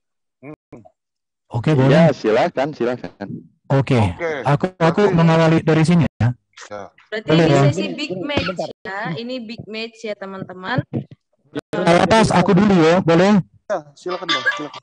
Oke, Moderator, jadi selepas ini tidak closing statement ya, kira-kira ya? Oke. Udah big match. Enggak ada ya? Langsung aja selesai. Cuma pertanggapan aja, 20 menit. Ya, Oke. 20 menit Oke, seperti oke. yang tadi lah. Jadi 5 menit, gini. 5 menit sama 4 kali ya. Silahkan. Kristen menolak kenabian Muhammad. Alasannya di sini. Yang pertama, hubungan Nabi Muhammad dengan Yahweh atau Bapa di surga itu saya tidak temukan. Karena tidak ada pernah di Quran itu ada Yahweh atau Bapa. Baru kesinambungan ajarannya. Kesinambungan ajaran yang disampaikan Muhammad dengan apa kitab terdahulu, saya tidak temukan. Kenapa? Karena kisah-kisah di dalam ajaran yang dibawa Muhammad dengan kitab terdahulu berbeda sekali. Bahkan boleh saya katakan di setiap ada kemiripan, terdapat segudang perbedaan dan pertempuran. Baru yang berikut tidak berani menyatukan wahyu yang diterima dengan wahyu terdahulu. Kalau Muhammad ini seorang nabi yang berkesinambungan dengan nabi-nabi terdahulu, maka tentu wahyu Allah kepada nabi terdahulu harus digunakan. Ya, di situ. Baru yang berikut konsep atau ajaran yang dibawa oleh baginda Muhammad tentang penciptaan dengan nabi terdahulu berbeda. Baik masalah hari dan semua berbeda, tentang dosa pun berbeda, tentang keselamatan juga berbeda, tentang konteks konsep makna ibadah juga berbeda. Bahkan tentang surga pun berbeda. Di ajaran Yesus surga itu tidak ada seperti ini. Tetapi di kalian ada 72 bidadari dan seterusnya. Ada mengerti maksudnya ya? Baru Muhammad itu bertentangan dengan ajaran Yesus yang adalah kesempurnaan dan seluruh kitab PN. Inilah dasar saya sebagai seorang Kristen tidak mengakui kenabian Muhammad. Kalau Muhammad itu seorang nabi yang berasal dari Allah, mengapa ini semua tidak terjadi di dalam, mengapa ini semua perbedaan-perbedaan ini begitu malang melintang di dalam ajarannya di dalam Quran? Itu aja pertanyaan saya. Oke, selanjut bro. Lanjut aja lagi Bang. Udah cukup. Oh, udah. Ini pertanyaannya berarti ya? Iya, Ini bukan pertanyaan. pertanyaan. Kita didengar ini pertanyaan ini. Ini cuma ini apa memberitahukan saja. Iya, nanti mereka tanggapi lah. Iya. Oke, ini aku menambahkan tadi statementku di awal ya, sebagai pertanyaan juga. Apakah pengikut di dalam Islam, pengikut Isa itu atau Hawariyun itu mengakui Isa itu diserupakan atau Isa itu disalib? Kalau seandainya dia mengakui Isa itu diserupakan, kemanakah pengikutnya itu sekarang? Itu aja sih pertanyaanku, Bang Erben, mungkin Oh, sisa saya, waktunya bisa oke. dihabiskan. Oke, saya ulangi aja yang tadi lagi. Kalau begitu, ini tentang arti nabi ya. Jadi alasan saya kenapa saya tidak percaya kepada Muhammad sebagai nabi itu, karena menurut saya bahwa baginda Muhammad itu bukan wakil Allah untuk kepentingan Allah. Contoh ya, kenapa saya katakan begitu? Di dalam saya belajar Islam, rata-rata ayat Quran itu turun untuk kepentingan baginda Muhammad. Contoh, ada satu pergumulannya turun ayat, ada kepentingannya turun ayat. Tetapi kalau Nabi di dalam Alkitab itu, Tuhan berbicara kepada Nabi itu untuk kepentingan Tuhan. Itu pemahaman kita tentang Nabi. Dan ini saya tidak temukan kepada baginda Muhammad. Bahkan ketika baginda Muhammad, contoh, dia ketika menikah dengan siapa itu? Yang mantan istri anak angkatnya itu? Zainab. Itu turun ayat loh. Dan lain sebagainya. Saya nanti kalian tahu lah. Hal seperti itu saya tidak pernah ketemukan. Jadi nabi-nabi di dalam Alkitab ini selalu berbicara kepentingan Allah untuk kebaikan umat. Bukan untuk kepentingan pribadi loh. Itu perbedaannya. Maka saya katakan saya tidak percaya kepada Muhammad sebagai nabi bagi saya. Tapi kalau orang Muslim percaya akan hal itu hak kalian. Itu untuk kepentingan kalian. Baru juga Nabi itu di dalam Alkitab itu selalu menegur, mengarahkan, memberikan janji dan buatan. Ini pun saya tidak temukan kepada baginda Muhammad di situ. Dan itu juga biasanya diurapi. Ya, itu diurapi. Ini yang perlu. Dan memang ini dasarnya bahwa saya tidak percaya karena dikatakan di dalam kitab Mazmur dan di dalam kitab Ibrani bahwa setelah Yesus itu dan ajaran Yesus itu tidak ada lagi. Jadi bagi saya gini ya, setelah saya mengenal dan mengerti tentang Yesus ini, maka saya katakan segala sesuatu yang bertentangan dengan Yesus, saya katakan selamat tinggal, goodbye, aku tidak menerima, aku tidak percaya. Di situ. Jadi ini alasan-alasan mungkin teman-teman bisa nanti menjelaskan hal ini supaya kami mungkin terguncang, supaya boleh percaya kepada baginda Muhammad begitu ya, dengan data-data di dalam ini dasar Kristen ya, dasar Kristen untuk menolak kenabian daripada Muhammad itu sendiri. Itu aja dulu dari saya. Terima kasihlah untuk semuanya. Semoga damai sukacita di hati lahir dan batin. Tuhan memberkati. Amin. Ya. Masih ada waktu berapa? Habislah itu. 26 detik. Oke, baik. Kita lempar ya, Pak Kayapas sampai Erben ke pihak musuh untuk merespon ya. Janganlah dilempar, diserahkan lah. Baik, ini kuis bilioner. Silakan Pak Ali Hidayat dan Pak Alif untuk menjawab pertanyaan dari Ito Erben tadi. Ini berapa menit? Mengenai 5 menit. 5 menit saja. Silakan langsung. Ya, 5 menit. Ya. Oke, terima kasih. Ini banyak poin, saya catat sampai nggak kecatat semua ini karena PowerPoint-nya juga cepat dan banyak sekali yang perlu dicatat ya karena saya belum. Tapi nggak apa-apa, saya coba sedikit sekilas saja ya biar ketangkap bahwa hubungan dengan Allah tadi diantaranya kan gitu. Ya tentu jelas. Terus apa ya, kesinambungan ajaran.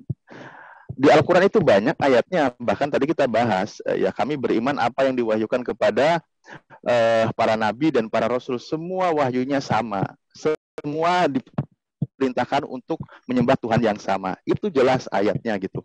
Bagaimana dari Nabi Ibrahim, bagaimana keturunannya, bagaimana Nabi Musa, Nabi Isa, itu banyak ayatnya. Di situ poinnya jelas, semua sama, bahwa mengatakan bahwa para nabi itu menyampaikan wahyunya itu bahwa sembahlah Allah dan tidak ada Tuhan selain Dia. Itu hukum yang terutama yang disampaikan oleh para nabi. Dan itu tidak ada yang beda narasinya dari para nabi semua itu. Saya tidak akan menyinggung kitab sebelah atau kawan Kristen ya. Tapi adakah di kitab kalian bahwa sembahlah Allah saja? Itu loh kan pertanyaan yang perlu dijawab cukup dalam hati saja. Saya cuma mengatakan itu bahwa para nabi semua mengatakan demikian, sembah Tuhan Allah saja gitu loh. Dan para nabi itu adalah tadi definisi nabi aja sebenarnya sudah berbeda dari versi Bang Erben. Bagaimana di Islam itu dikatakan seorang nabi adalah orang yang menerima wahyu. Ya, menerima wahyu dari Tuhan. Lalu dia ketika dia disuruh menyampaikan kepada umatnya, maka pangkatnya menjadi rasul karena rasul itu adalah utusan Allah yang menyampaikan wahyu itu gitu. Ini bukan asumsi, banyak ayatnya di Al-Qur'an gitu loh mengenai hal ini. Lalu bagaimana penjelasannya juga ada runtutannya seperti apa gitu. Dan semua poinnya adalah menyembah Allah saja gitu. Dan itu Nabi Muhammad adalah khotamun nabiin, penutup para nabi. Lalu apa ya tadi banyak sekali. Bang Alida dulu deh, mungkin ada poin yang ini. Silakan, takut waktunya habis. Oke, terima kasih ya dengan waktunya Saudara Alif dan kawan-kawan. Saya memang tertarik sekali sebenarnya dengan apa yang dinarasikan oleh teman-teman kita dari sebelah. Tapi jujur saya tidak menyerang pribadi seperti kawan yang bilang saya sudah berubah jadi permaidani. Tapi apa yang kita sedang utarakan di sini adalah konteks pengajaran dan ketuhanan. Rasulullah sebagai pengajaran dan Yesus yang manusia itu yang jadi Tuhan, itu yang kita bahas di sini.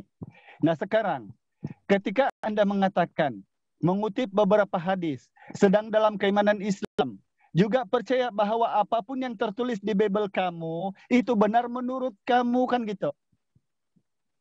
Tapi benar seperti apa kita ukur dulu. Apakah memang pada zaman Yesaya Tuhan meminjam pisau cukur? Tuhan mana itu? Apakah memang Tuhan menciptakan manusia? Apakah Tuhan itu berehat di hari ke-7? Bahkan Tuhan memerintahkan memuaskan nafsu birahi ke pagi hari? Itu yang dua orang Oholiba dan Ohola itu di jamaah-jamaah keperawanannya di Robi-Robi di Mesir, itu bukan hal kita di sini. Sekarang ada satu konteks yang harus kita bahas. Apa itu? Di dalam Al-Quran, Inani anallah, la ilaha illa ana. Di dalam Bible siapa Yesus mengatakan itu? Gak ada. Sembahlah Tuhan alamu, sebab ada tertulis hanya kepada Dia. Yang kita balik lagi di sini adalah Tuhan dan Nabi. Ketika Anda tidak percaya, wa ma arsalnaka illa fatalinnas, wa ma arsalnaka illa rahmatan lil alamin. Itu di mana tertulis di Bible? Yesus sebagai firman diutus untuk semua umat manusia, ada enggak? Yesus sebagai firman diutus pemberi rahmat kepada sekalian alam, ada enggak? Saya tidak mau ke Paulus lah, sebab Paulus itu kan penulis saja. Tapi Yesus sebagai tokoh yang perlu diikut, bahkan kalau diikut, di sini saya melengkap sedikit. Kenapa Islam katanya ada di abad 600 Masehi? Apa samanya Islam dengan para nabi? Bilangan 23:19, apa? Ulangan 14:8, Imamat 11:7, Keluaran 30:31. Itu semua Islam perbuat itu. Berpuasa wajib kata Yesus, berhitam kekal, perjanjian kekal Kejadian 17. Yesus dikafani, diperintahkan bersujud, bercuci tangan dan kaki, perempuan bertudung, semua Islam. Sekarang yang harus Anda bantah, mengapa kami tidak mengikuti Bible gitu loh. Itu yang perlu dibantah. Apa sih salahnya Bible itu? Kenapa kami Kristen tidak ikut? Gitu yang sebenarnya yang harus kita ikut. Karena kita ini kan tokoh yang kita ikut, yaitu Yesus yang perlu Anda tuhankan. Nah kami menolak Yesus. Karena apa yang diajarkan oleh Bible, Islam yang perbuat, jadi otomatis kami mengikut Yesus. Itu pokoknya di situ. Coba ada yang bisa bantah enggak? Kenapa kira-kira sunat itu tiba-tiba halal? Makan babi tiba-tiba halal? Bersujud itu sudah tidak ada. Bercuci tangan dan kaki sudah tidak ada. Kenapa ya, itu? Terima kasih Pak Al-Hidayah. Saya harap ya fokus ke tema. Tadi sedang membahas tentang Muhammad ya. Tentang Yesus tadi sudah selesai. Ya, terima kasih ya. Saya harap ya. Saya harap nanti dengan berkobar-kobar membara menjelaskan tentang Muhammad nanti ya. Jadi teman-teman Kristen menanggapi jawaban atas dari pihak Muslim, tetapi fokus ke tema tentang Muhammad sekarang ya. Silahkan. Saya bingung juga menanggapi kawan ini karena yang dibahas bukan kenabian Muhammad itu apa, aku belum dapat. Bagaimana sinkron kenabian Muhammad itu dengan nabi-nabi terdahulu? Saya nggak tahu, jadi pusing saya menanggapi apa, bro. Tapi daripada apa yang kau sampaikan itu jadi bola liar, inilah bukti bahwa di Alkitab itu Allah itu Esa, ini semua ada. PL dan PB termasuk dalam ajaran Paulus. Allah yang Esa itu adalah Bapa. Tetapi boleh nggak menyembah manusia di dalam Alkitab? Kalau kalian suka membaca, maka di dalam Alkitab manusia boleh disembah. Lihat ayatnya.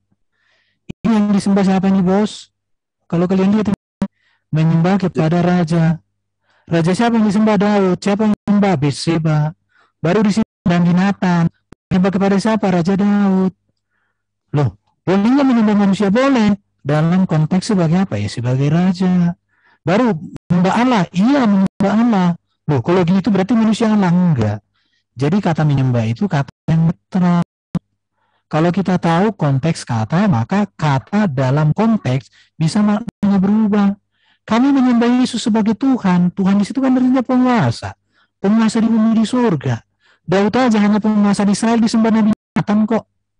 Nabi Nathan ini loh yang berani menegur Daud ketika dia jatuh dalam dosa. Tapi dia menyembah Raja Daud. Apalagi Yesus, Raja segala raja, pemilik kerajaan surga. Ya harus disembah dong. Kalau nggak disembah Yesus, kualat kami. Orang raja. Jadi di sini pemahaman kata menyembah ini yang harus dipahami. Yesus disembah sebagai apa ini? Mesias. Mesias itu artinya apa? Raja, iman, dan nabi. Anak Allah. Artinya dia adalah firman Allah yang hadir ke dunia. Anak manusia. Yesus sebagai Tuhan. Hokurios. Penguasa. Yang mulia dan naik ke surga. Berkuasa membuat mujizat. Berkuasa memutus setan. Inilah dia. Masa orang yang seperti ini nggak disembah lagi? Keterlaluan lah bro. Jadi kalau orang menyembah Yesus, Raja segala raja, sangat tepat. Kalau nggak mau menyembah Yesus, Yesus katakan barang siapa tidak menghormati aku, tidak menghormati Bapa, neraka bagiannya. Makanya kami menyembah Yesus. Lanjut bro, kayak apa? Ya, yang dibilang sama Bang Erben tadi udah lengkap sekali ya. Termasuk juga kalau kita lihat lagi nih ya. Sorry ya, share screenku data-data ini. Mesias. Sementara Islam juga mengakui bahwa Mesias itu juga adalah Al-Masih gitu. Kristus bahasa Yunaninya ya. Dan ini justru aneh. Kenapa bisa gelarnya Al-Masih tapi tidak diakui bahwa kemesiasannya. Di dalam Judaism dan kekristenan, istilah nabi penutup itu hanya sampai di Mesias. Makanya di dalam kekristenan, nabi-nabi itu semua menantikan Kristus. Nabi-nabi itu menantikan Kristus. Yang diutus setelah penyataan Kristus mati dan bangkit, itulah disebut rasul. Jadi tidak ada lagi istilah nabi lagi bagi kami. Mana lagi rasul-rasul kami itu seperti kami bilang bahwa itu bisa dilacak oleh sejarah. Tidak seperti, maaf katanya, Nabi Muhammad tidak ada di buku sejarah, hanya ada di buku masih ada waktu nggak? Gitu. Boleh masih Bang, ada lagi. Masih ada waktu? Masih. Lanjut Bang. Oh, begini. Aku tanya gini lah. Kalian kan sangat cinta dengan baginda Muhammad ini. Coba dulu kalian jelaskan kecintaan kalian ke Nabi Muhammad, di mana kecintaan kalian itu dalam kekudusan dan kebenaran tidak akan kalian temukan itu pada Yesus di dalam Alkitab. Bisa enggak? Coba, cintanya kalian kepada Nabi Muhammad itu seperti apa, dan kecintaan kalian itu tidak akan ada kualitas seperti itu lagi. Itu tertinggi, termulia di dunia ini, dan tidak akan ada itu pada Yesus. Oke, silakan kalian jelaskan itu aja dulu sama saya. Boleh saya sedikit, Ustaz Ale? Sedikit aja. Silakan. Sebentar Pak Al-Hidayah. Bagaimana itu Kaiser waktu? Waktunya 42 detik masih. Berapa? 42 detik. Oh ya, silakan bro. Lumayan itu bro. Ya, ini aku tambahin. Pada saat sholat, kalian kan biasa melakukan tahiyat dengan kata-kata seperti gini. Assalamualaikum ayuhan nabiyyu warahmatullahi wabarakatuh. Nah, jadi di situ kan kita tahu Nabi Muhammad itu sudah meninggal ya. Jadi sudah di akhirat. Nah, bagaimana kalian bilang assalamualaikum kepada orang yang sudah mati? Apakah kalian itu menyembah Nabi Muhammad atau gimana? Aku cuma nambahin itu aja, Bang Erben. Silakan dilanjutkan. Kalau untuk Yesus datang untuk semua orang ada ya. Yohanes berapa itu? Dia mengampuni dosa seluruh dunia ada. Jadi Yesus itu karena begitu besar kasih Allah akan dunia dan seterusnya banyak. Ya, udah habis. Jadi pertanyaannya ada dua ya Pak Ali dan Pak Ali. Pertama, mengenai salam ketika selesai itu kepada Nabi, apalagi ya Nabi itu kan telah meninggal. Apakah demikian juga Nabi itu masih tetap hidup menurut kalian? Atau kalian menyembah baginda itu sendiri? Silakan. Kemudian yang kedua, pertanyaannya, hal apa yang membuat kalian benar-benar mencintai baginda yang sifatnya, moralnya tidak ada di dalam diri Yesus dan bahkan dari nabi-nabi terdahulu? Begitu, silakan. Oke, baik. Di sini ada 2 pertanyaan. Jadi Mungkin minimal saya juga bertanya satu aja nanti ya pertanyaan. Insya Allah ini saya akan runtut menurut keimanan Islam. Pertama, apakah kita itu berselawat kepada Nabi yang sudah mati, kayak gitu ya, memberi salam kepada orang yang sudah mati, karena seakan-akan kita ini menganggap bagindanya masih hidup gitu. Jawaban saya, Allah Subhanahu wa Ta'ala yang disembah itu di dalam Bible dan Islam dikatakan tidak kelihatan, tidak kedengaran, tetapi harus disembah hari-hari. Apa itu? Kami minimal karena agungnya Rasulullah itu, minimal hari-hari kami mengucapkan itu 5 kali dalam azan.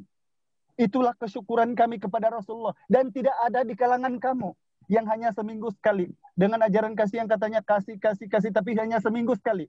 Kami hari-hari mengatakan itu. Asyhadu an la ilaha illallah wa asyhadu anna Muhammadar Rasulullah. Itu 5 kali sehari semalam itu. Itulah keagungan orang Islam. Nah, apakah Rasulullah kemudian mengenal kami umatnya, menimbang balik? Dia itu sungguh menjadi hakim di padang mahsyar menurut ajaran Islam. Karena dialah yang mengisab para umat. Ketika baginda Rasulullah itu hadir atau bangkit dari kematian, ya umati, ditanya mana umatku, bukan ditanya mana ibuku, mana ayahku, mana adikku, saudara-saudaraku, tidak. Umatnya Muslim. Karena apa? Di dalam Al-Quran disebutkan bahwa inna dinahillahil Islam. Agama yang benar di sisi Allah hanyalah Islam. Mengenai pertanyaan kedua, saudara bertanya, bagaimana orang Islam? Apa tadi itu? Ya, Coba pertanyaan kedua itu adalah apa yang membuat kalian sangat mencintai baginda dari sikap kepribadiannya, moralnya yang tidak ada di dalam diri Yesus dan nabi-nabi yang lain. Ya, baik, terima kasih. Moral Rasulullah Sallallahu Alaihi Wasallam yang kami imani, yang saya yang masih belajar nanti insya Allah Ustaz Alif boleh tambahkan. Baginda adalah seorang yang boleh dipercaya. Baginda adalah dipanggil Al-Amin di kalangan muridnya. Tentu nanti Anda mengatakan tiada yang menyaksikan itu, tiada yang berbicara tentang itu. Silakan. La ikra'a fiddin.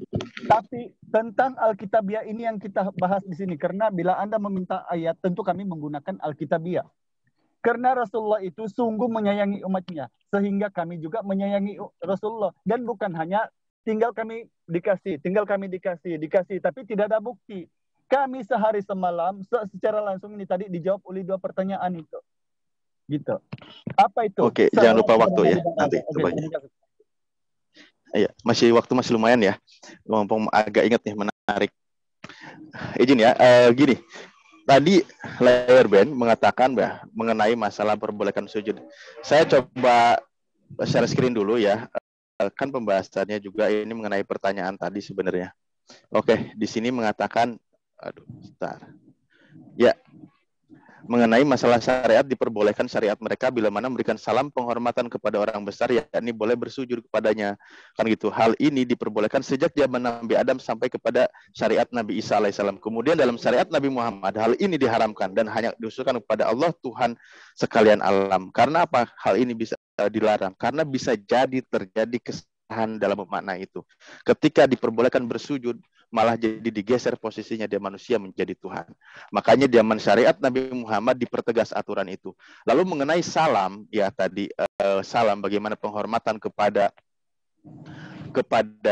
Nabi Muhammad, ya jangan katakan mereka itu sudah mati. Kami melewati kuburan aja suruh mengucapkan assalamualaikum ya ahlal kubur, ya ahlad diyar gitu. Itu ucapan seperti itu, salam sejahtera, hai keselamatan kepada para ahli kubur yang berada di alam kubur. Tentu mereka arwahnya itu mendengar gitu loh. Jadi hal seperti ini juga ucapan salam penghormatan bukan menyembah gitu. Jadi perlu dipahami dulu mengenai hal seperti ini. Akhlak Rasulullah tentu inakala ala khuluqil adim. Banyak sekali tentang ayat-ayat moral Rasulullah yang begitu mulia, sifat dan perilaku pribadinya, bagaimana interaksi beliau dengan orang yang seiman, dengan orang yang tidak seiman dengannya, sikap toleransinya kepada tetangga dan lain sebagainya. Bahkan ya beberapa kisah menjelaskan itu. Ya, sikap perilaku beliau itu sungguh mulia. Dia sering dilempari oleh orang Yahudi pun dia nggak pernah marah itu sikapnya. Dia nggak pernah membantahnya. Justru pada suatu hari orang Yahudi itu yang musuh, yang bukan Islam itu, dia sakit. Dia malah bertanya siapa yang setiap hari, kemana yang setiap hari melempari saya. gitu kan. Lalu orang itu sakit. Siapa yang pertama kali membesuk dia lagi sakit? Justru Nabi Muhammad Rasulullah. Orang Yahudi itu membantah. Ya. Mungkin kita mau pertanyakan satu aja, sebab mereka bertanya dua. Silakan. Ada waktu, pertanyaan Pak Erben belum dijawab. Pak Alif, Yang mana itu? moral Yang mana? apa menurut Pak Alif? Moral dari baginda yang tidak terdapat dalam diri Yesus maupun nabi-nabi lain. Ini Toh Kaisar masih ada waktu? Habis waktu. Oh, habis. Habis. Baik, terima kasih teman-teman. Ini udah selesai ya. Berarti Toh Kaisar ada lagi? Atau udah ini close? Sesi partisipan itu satu pertanyaan dari pihak Muslim dan satu penanya dari pihak Kristen. Siapa dari pihak Muslim? Pak Agus. Ya, mungkin ini Bang Abdul Amirli barangkali mau memberikan pertanyaan atau ini kuda mana apa? Penunggang kuda si Bang Awi. Bang Awi. Suruh Raisen aja sih. Ya, Bang Awi. Betul.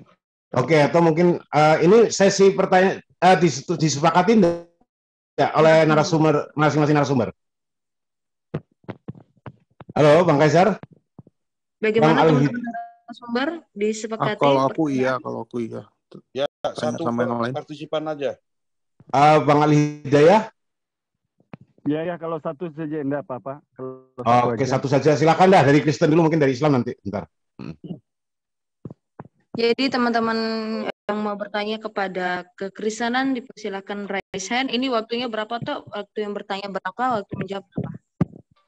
5 menit itu sistem catur ya. Jadi ada tanggapan kalau ada jawaban nanti. Oh, sama 5 menit itu sistem catur ya.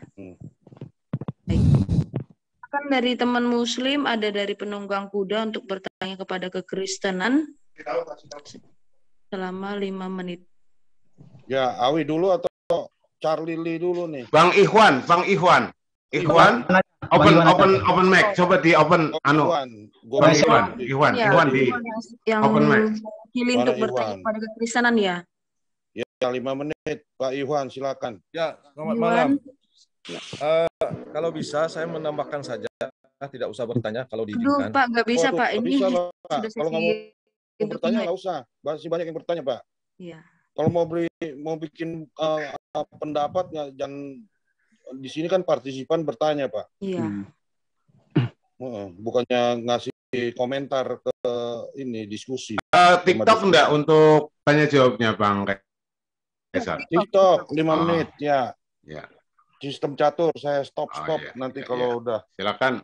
Bang Iwan silakan bertanya. Pertanyaan. Bang Awi. Nanti bisa di counter juga, artinya ada waktu untuk meng-counter.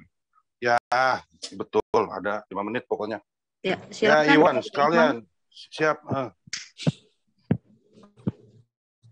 Satu-satu aja Pak Iwan biar gampang, nanti ntar nanggapin. Halo Pak Iwan, apakah masih? Silakan yang lain saja karena saya bersedianya untuk menanggapi saja tadi. Mungkin ada yang bertanya, mungkin Pak Awi. Ya dari pihak Kristen dulu lah, nanti mungkin kalau enggak ada saya yang. Ini ada Pak Abdul Amirli, ini udah raisen Pak. Oh iya, silakan Bang Abdul Amir, open mic-nya. Satu dari pihak Muslim. Silakan Pak Amir. Oke, terima kasih. Baru masuk sudah disuruh tanya. Oke, yang saya tanyakan itu cuma masalah apakah pengikut Yesus ini, yaitu yang dinamakan Kristen, kan pengikut Yesus ya. Apakah benar-benar mengikuti apa yang diajarkan Yesus, yang sudah dilakukan Yesus? Silakan dijawab. Itu aja dari saya. Masih ada 441 ya, silakan. Iya, kami mengikuti yang diajarkan Yesus. Udah, siap. Pengikut yang diajarkan Yesus. Oke. Kalau namanya pengikut, pastinya apa yang dilakukan Yesus diikuti. Sebagaimana Yesus sunat, sebagaimana Yesus puasa, sebagaimana Yesus sujud atau sholat. Tapi saya rasa secara kebanyakan dari umat Kristen itu cuman mengikuti apa yang diajarkan oleh Rasul Paulus, katanya kan begitu. Yang diindikasikan pengikutnya Yesus itu yang gimana gitu loh. Kenapa? Yesus mengikuti ajaran terkait dengan menggenapi terkait 10 perintah.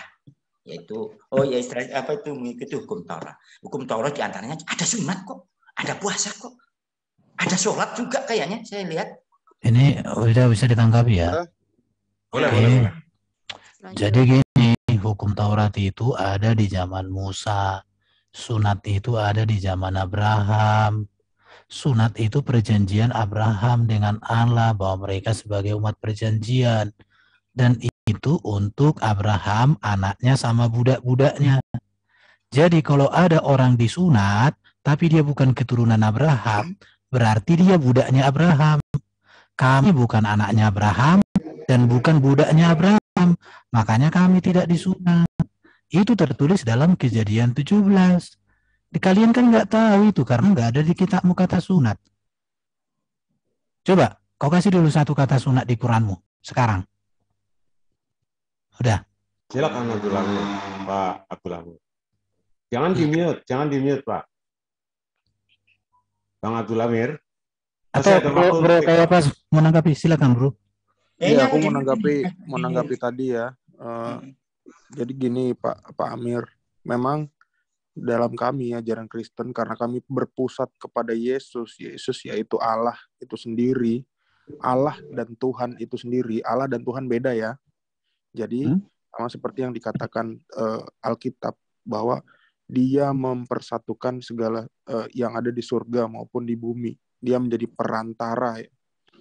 Nah, makanya kami mengikuti Yesus gitu. Kalau masalah sunat tadi masalah sunat dan puasa, kalau kita lihat di Alkitab di dalam Matius 9 ayat 14, di situ justru orang-orang Farisi cemburu karena murid-murid Yesus di situ tidak berpuasa. Orang Farisi ngomong gini, mengapa kami dan orang Farisi berpuasa tetapi murid-muridmu tidak? Jawab Yesus kepada mereka, dapatkah sahabat-sahabat mempelai laki-laki berduka cita selama mempelai itu bersama-sama mereka? Tetapi waktunya akan datang mempelai itu diambil dari mereka dan pada waktu itu mereka akan berpuasa. Nah, Yesus itu tetap ada di dalam kami semua gitu. Sama seperti Alkitab juga bilang, siapa yang dibaptis dalam Kristus, ia telah mengenakan Kristus. Jadi artinya semua itu pengikut Yesus atau Kristen yang tidak ada, ini tanda kutip ya, yang tidak pernah disebut dalam Al-Quran Kristen itu semua mengikuti Yesus. Apa yang dilakukan sama dia, ada dibaptis, ada perjamuan kudus, ya mengikuti apa yang diajarkan Yesus, hidup Yesus. Jadi di dalam kami tidak ada poligami, nikah siri, terus menikahi anak di bawah umur, nggak ada gitu Pak. Oke, saya ini paling heran dengan kata-kata kalian terkait dengan itu. Tapi ternyata dengan apa yang dilakukan Yesus itu berbeda. Yesus sunat, ya pertama itu. Yesus puasa. Lalu Yesus yang diajarkan juga masih mengikuti hukum Taurat. Tapi kalian kok nggak mengikuti yang diikuti yang diajarkan oleh Yesus. Itu tadi lah. Apa yang dilakukan Yesus berarti kan itu pengikut yang harus kau ikuti karena kan pengikut Yesus. Yesus nggak minum, nggak mabuk, nggak makan babi. Itu saja dari langkah itu saja. Kenapa kalian menghalalkan babi? Sedangkan Yesus nggak makan babi, tapi kalian masih tetap mengikuti apa yang dinarasikan oleh Rasul Paulus menurut kamu. Jadi kayak yang saya rasa di sini untuk mengikuti dikatakan pengikut Yesus, nggak ada yang diikutkan sama kalian. Oke, saya jawab, saya tidak makan daging babi. Saya berpuasa, apalagi. Saya kadang kalau berdoa sujud, saya berdoa bukan hanya 15 kali, bukan hanya 5 kali sehari. Saya sering berdoa. Sambil kayak gini aja debat sama mamaku berdoa supaya kau bertobat. Bayangkanlah. Iya, aku doakan kalian tadi semua. Berkatilah Amirli supaya bertanya dengan bagus. Saya doakan. Berkati si Alif supaya bertobat. Berkati siapa ini semua. Makanya tadi nggak ada aku bilang kalian kolok-kolokkan karena aku berdoa. Tapi kalau aku lupa berdoa, udah aku bilang kalau kolok tadi. Nah itu. Lanjut. Ya lanjut aja. Pertanyaannya Pak Amir. Ya, masih 1 menit. Pak Amir. Amir jangan mute ya Pak Amir karena ini mute-nya Nggak usah di-mute, Pak. Nggak usah di-mute, Pak. Ya, yang terkait dengan apa yang kalian katanya narasikan sebagai pengikut Yesus, kok saya rasa keluar dari ajaran Yesus gitu loh. Yesus mengajarkan Tuhan hanya satu. Kalian mengadopsi Trinitas. Sedangkan ajaran-ajaran di Yahudi Trinitas juga nggak ada. Karena kalian juga memakai kitabnya Yahudi. Lalu apa yang dinarasikan di dalam Kristen itu terkait dengan kitabnya yang memakai kitab Yahudi, tapi ketuhanannya di luar Yahudi. Yesus punya Tuhan, kalian mengatakan Yesus sebagai Tuhan. Yesus mendapatkan firman, ya toh? Yesus mendapatkan firman sebagaimana firman yang telah kuterima, tapi kalian Yesus kok anggap sebagai firman. Tapi itu ternyata juga itu Yesus juga mengajarkan. Maksud Tuhan mengajarkan Tuhan kepada murid-muridnya kan gitu. Kalau Yesus menyatakan dirinya sebagai Tuhan, pastinya dia juga saya ini rohnya Tuhan. Kan pastinya begitu. Tapi ternyata juga tidak. Yesus menerangkan Tuhanku, Tuhanmu. Berarti Yesus punya Tuhan. Apa yang dirasakan itu semua itu adalah ada berdasarkan dalil-dalil itu juga. Lalu Yesus mengajarkan terkait dengan ketuhanan yang esa. Nah, keesaannya Tuhan itu gimana? Kalau menurut kamu katanya berjamaah. Trinitas itu tadi. Ya itu sih yang saya nyatakan itu. Jadi jadinya keluar dari konteks apa yang diajarkan Yesus.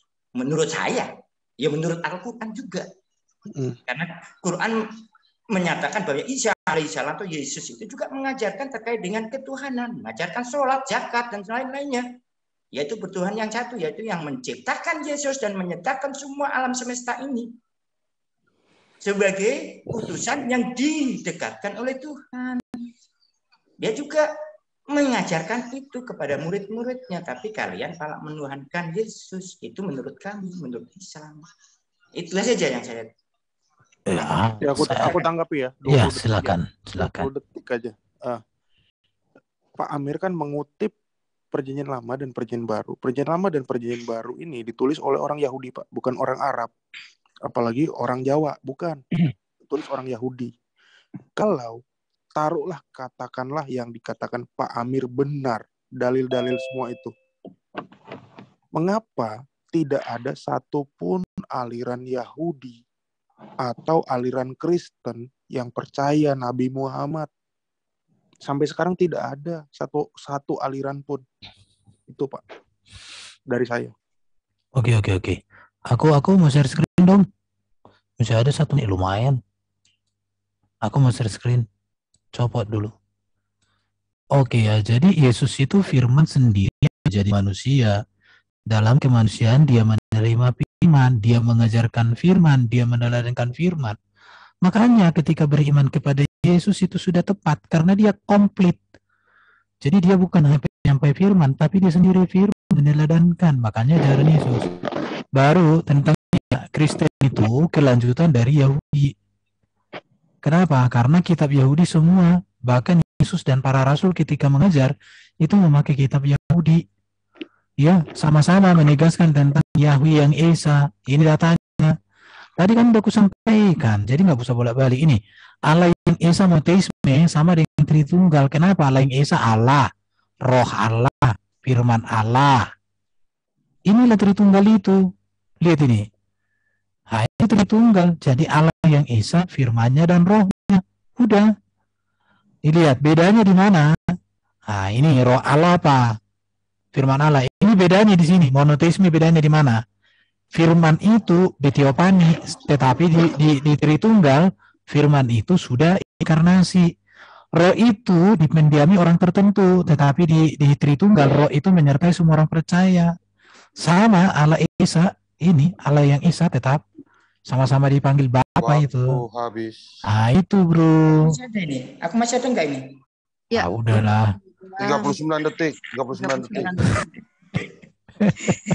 Masih ada. Oke lah, Tuhan memberkatimu lah Amir. Semoga semoga Tuhan semua. Yesus diciptakan loh bro. Ya saya udah pasti ke surga. Kau kemana kau? Yesus itu mendapatkan firman dari Tuhannya. Ya nggak apa-apa, nggak apa-apa. Bagus. Bukan rohnya Tuhan, tapi roh yang menciptakan roh. Tuhan itu nggak berbentuk roh karena Tuhan itu pencipta roh. Kalau Tuhan itu dari roh, bisa semua kau katakan itu Tuhan nanti. Karena manusia juga dikasih roh dari rohnya Tuhan, yaitu roh yang diciptakan oleh Tuhan. Begitu loh bro, secara pemanaan. Kalau memang Yesus itu diciptakan dengan rohnya, karena Allah Maha Kuasa, tanpa ada yang tadinya nggak ada jadi ada, itu bisa, apalagi yang tempatnya ada bro. Itu mudah bagi Allah. Waktu habis, Pak Amir, sorry. Ya. Terima kasih Pak Amir. Oke, terima kasih. Ya, giliran kan kekristenan nih yang bertanya nih, udah saya tunjuk nih Charlie Lee, lo kan resen karena lo nanti besok gua schedulein lo ngalah ya bro, gua kasih ke Aderion lah untuk yang bertanya Aderion bro. atau Basuki nih? Gitu. Hah? Basuki nanya, oh iya Basuki aja lah. Ya, Basuki, ya silahkan Pak Basuki. Ya. Ya, terima kasih. Bisa dengar suara ya, tes ya. Ya. Jadi mau nanya sama kawan-kawan Muslim tadi, enak dengar narasinya. Kenapa Muslim tidak percaya Yesus adalah Tuhan gitu? Sangat bagus narasinya. Kenapa? Karena dalil-dalilnya tuh kokoh, ya.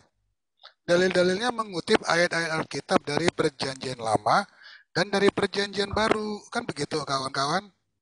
Itu sangat menarik gitu. Cuma aku hanya bertanya gitu loh. Apakah hanya itu ayat-ayat di seluruh Alkitab yang menyebut tentang Yesus? Artinya seperti yang kawan-kawan katakan tadi. Nah, bagi kawan-kawan Muslim yang sangat pede diri dengan dalil yang mereka ambil dari Alkitab, kalau yang mereka ambil dari kitab sucinya itu kita tidak membahas lah ya. Nah, bagi kawan-kawan Pak Basuki, Muslim, mohon maaf, tanya tentang baginda lah Pak, jangan tanya tentang Yesus sama mereka. ya, tinggal sebentar aja. Enggak usah lah, aduh Bapak, tanya tentang baginda Muhammad. Kenapa kita menolak? Iya, itu tugas kita Kristen. Biarkan Bang Erwin, biar waktunya nanti habis nanti. Oke, dilanjut aja bro sama kawan-kawan, sorry ya. Oke, gua ganti Aderion, Ade, open mic. Ade. Jadi ini apa Islam tidak bisa. Ya sudah cukup satu kan, perjanjiannya satu orang ya. Ya ini artinya, karena ini sudah bertanya Pak Basuki jadi lanjutkan saja pertanyaannya. Nah, karena Bro Erwin tidak boleh memotong gitu sebenarnya. Artinya itu haknya beliau itu untuk itu kan hanya sebuah prolog ya, silahkan aja. Itu prolog tadi, lu masuk ke inti pertanyaannya gitu. Bagus kan.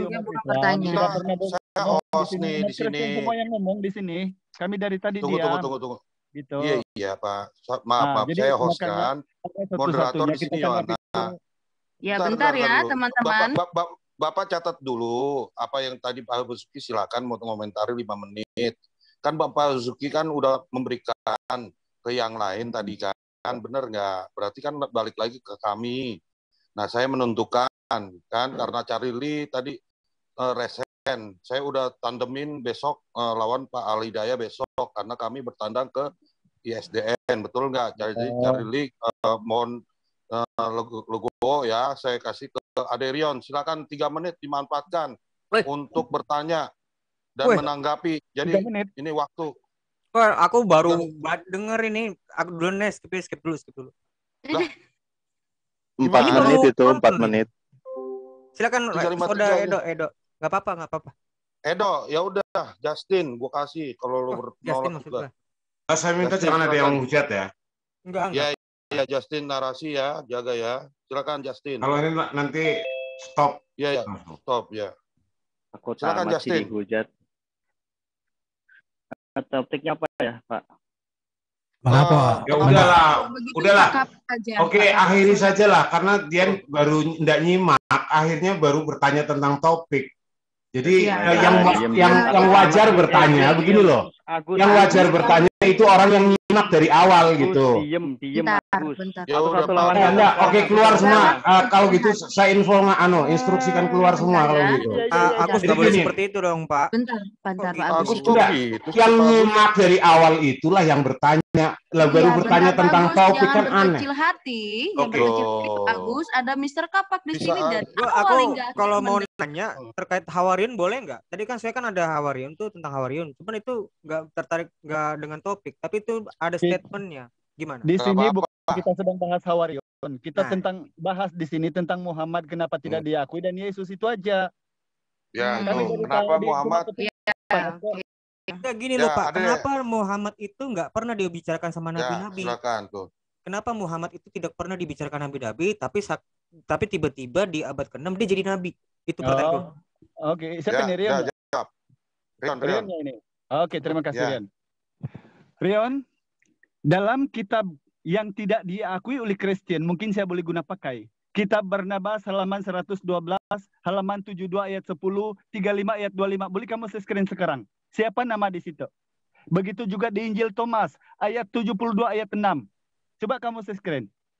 Jadi inilah beberapa kelicikan orang Yahudi. Justru ini yang menjawab semua tuduhan Anda tadi.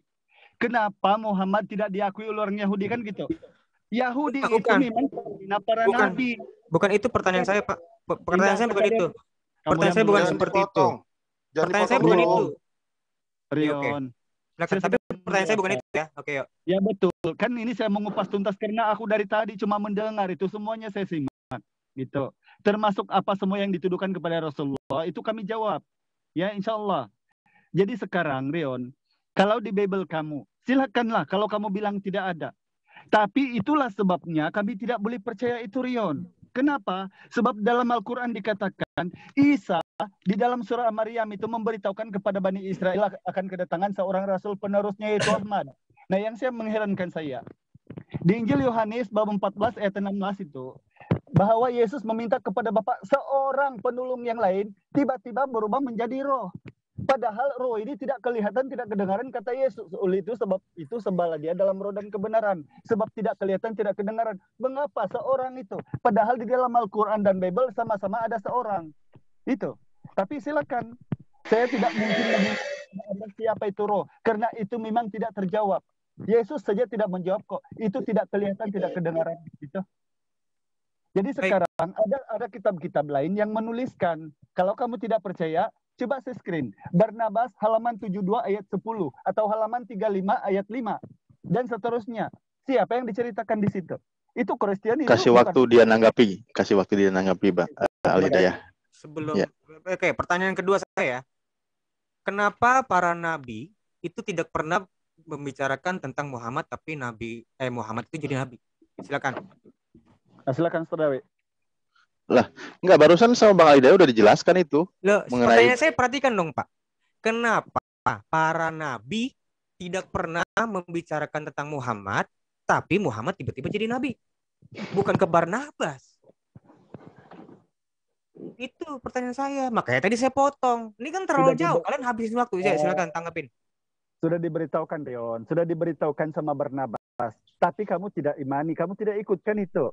Jadi kami juga tidak ngotot adakah Muhammad di kitab kamu, tidak ada. Barnabas itu nabi ya Pak buat kamu? Bukan nabi tapi ya udah pertanyaan saya kan bukan itu. Jangan dipotong, biarin aja. Iya bukan, ini biar supaya jangan terlalu jauh gitu loh. Ini kan TikTok itu, silahkan TikTok. Iya. Oh jadi kalau mereka boleh TikTok, oke. Jadi gini Rion ya. Kenapa itu Injil Barnabas ada? Walaupun itu bukan nabi, karena kamu percayakan bahwa murid-murid Yesus itu menuliskan kitab kesaksian Yesus, kan gitu. Ini justru kalau saya berpikir-pikir, kamu selalu menunggak ke atas mulu dan mengenakan muka sendiri. Karena ini perbahasan bukan ke situ. Begini, nah sekarang kalau kamu menolak Barnabas, kenapa kamu bilang 12 Hawariun? Tidak payah kau sebut 4 Hawariun. Saya bukan menolak Barnabas, Pak. Tapi pertanyaan saya bukan itu. Tentang Nabi gitu Pak. Nah, kenapa para Nabi, Musa, Ibrahim. Itu Nabi Isa itu kan sudah mengatakan dia akan datang Rasul setelahnya namanya Ahmad. Ngapain? Itu ada di surat As-Sadd ayat 6 itu. Loh, itu kan Quran. Ya kamu mau nanya apa? Ya kitab sebelumnya tidak pernah berbicara tentang nabi, tentang Kitab nabi sebelumnya terakhir. mana? Kitab sebelumnya itu ya, kitab sebelum yang kamu yakin itu apa? Taurat, Jabur, Iya, Injil. Tidak pernah membicarakan nabi terakhir. Nah, tapi ngomongin tentang masalah Mesias. Di sini Rion, begini. Bible yang kamu pegang itu kami tidak imani sebagai Injil, hanya 18. Siapa yang suruh kamu ngelarang untuk tidak beriman? Siapa yang melarang kamu beriman sama Injil? Coba. Di sinilah saya memberitahukan kamu. Sebab Injil yang turun kepada Nabi Isa, Rion, yang turun kepada Nabi Isa yang sama dengan Al-Quran, menyembah hanya kepada Allah dan betul. Sekarang pertanyaan saya, di mana kamu dilarang untuk beriman sama Injil? Dilarang. Kami diperintahkan kalau sama Injil. Mana di mana? Dilarang kok. Kami diperintahkan beriman. Ya kenapa kamu nggak percaya Injil? Itu bukan mana Injilnya? Lo Injilnya kami pegang dong. Bukan. Bentar dulu. Bukan itu. Bentar dulu. Jadi Injil itu yang sebenarnya yang mana? Yang benar itu yang mana? Kalau bukan yang kami pegang yang mana? Coba. Ucapan Nabi Isa, Berarti tulisan Nabi Isa atau tulisan para hawariunnya? Kamu dengar nggak jawaban saya? Ucapan Nabi Isa. Ucapan Nabi Isa yang ditulis nggak? Ucapannya itu ditulis atau enggak? Ya boleh jadi itu ditulis. Jangan bilang boleh jadi, Pak. Begini. Kalau boleh jadi, bagaimana saya nanggapin? Saya mau potong yang pasti. Injil itu ditulis ke dalam kitab atau enggak? Jawab dulu. Begini, Rion. Kamu ini mau dialog atau mau debat dialog? Butir? Jadi saya tahu kamu itu begini, kompetensinya bilang menolak Paulus dan lain-lain itu seperti apa. Jadi kami tahu, Pak. Oke, saya tahu. Oleh kamu tahu, saya mau minta tahu di sini. Tapi bagaimana saya mau minta tahu kalau kamu tidak berhenti ngomong? Loh, karena kamu selalu salah. Setiap kamu memulai langkah salah mulu. Dan kalau kamu menghukum seseorang, kata Yesus, pastikan kamu tinggi daripada seorang itu.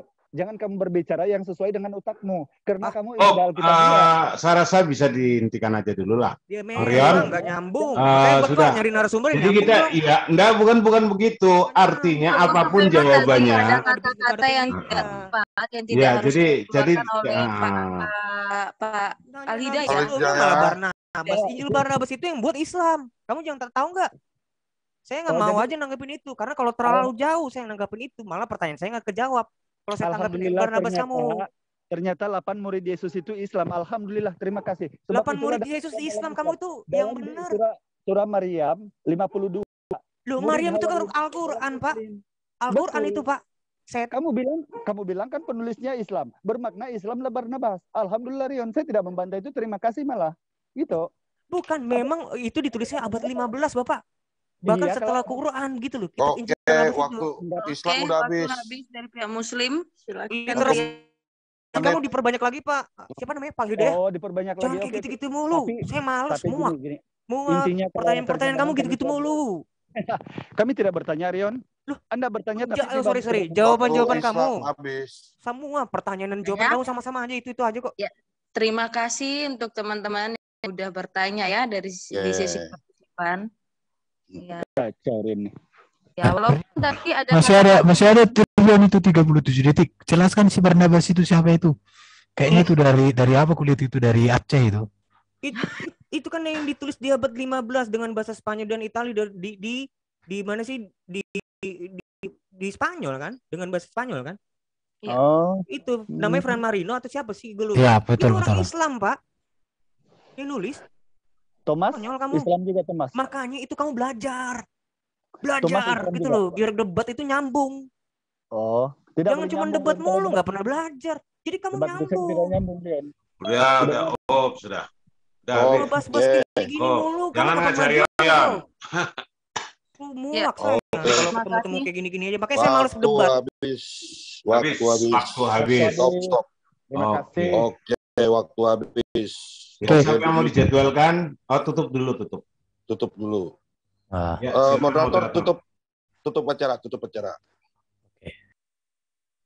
Terima kasih buat teman-teman Muslim dan teman-teman Kristen yang udah hadir diskusi lintas agama kita. Saya harap ya malam ini menjadi pelajaran juga buat teman-teman Muslim untuk ketika membawa suatu narasi berstatement itu harus dengan data dan dalil digelar, tapi bukan hanya satu saja dicomot dan dijadikan kesimpulan, itu tidak boleh ya. Sama juga di kekristenan, jangan ambil satu saja data tapi langsung disimpulkan. Kita hanya membacakan, biarkan mereka yang menjelaskan ya. Karena saya sayangkan juga nih teman-teman, kenapa saya bilang seperti itu. Karena dari beberapa tadi diskusi ada penyebutan data-data dari kitab sebelah, ya, baik itu kekristenan yang diambil oleh teman-teman Muslim yang tidak sesuai. Ya, saya harap juga teman-teman Muslim untuk belajar bagaimana kekristenan itu sendiri membaca kitabnya, ya, secara konteks. Saya harap itu ini adalah pelajaran buat kita semua, ya, baik teman-teman kekristenan baca kitabnya sendiri juga harus paham konteksnya apa, isinya apa. Jadi nanti ketika ada penyelewengan ayat, kita bisa ngerti, ya teman-teman. Oke, sekian dulu. Terima kasih sekali. Semoga yang mendengar video ini pada malam hari ini, di live ini, bisa mendapatkan intinya mengenai mengapa Islam menolak Yesus sebagai Tuhan dan mengapa kekristenan menolak baginda Muhammad sebagai nabi. Walaupun tidak relevan, ya, Tuhan dan nabi disandingkan, tapi tidak apa-apa. Terima kasih teman-teman. Tuhan Yesus memberkati. Salve untuk kita semua.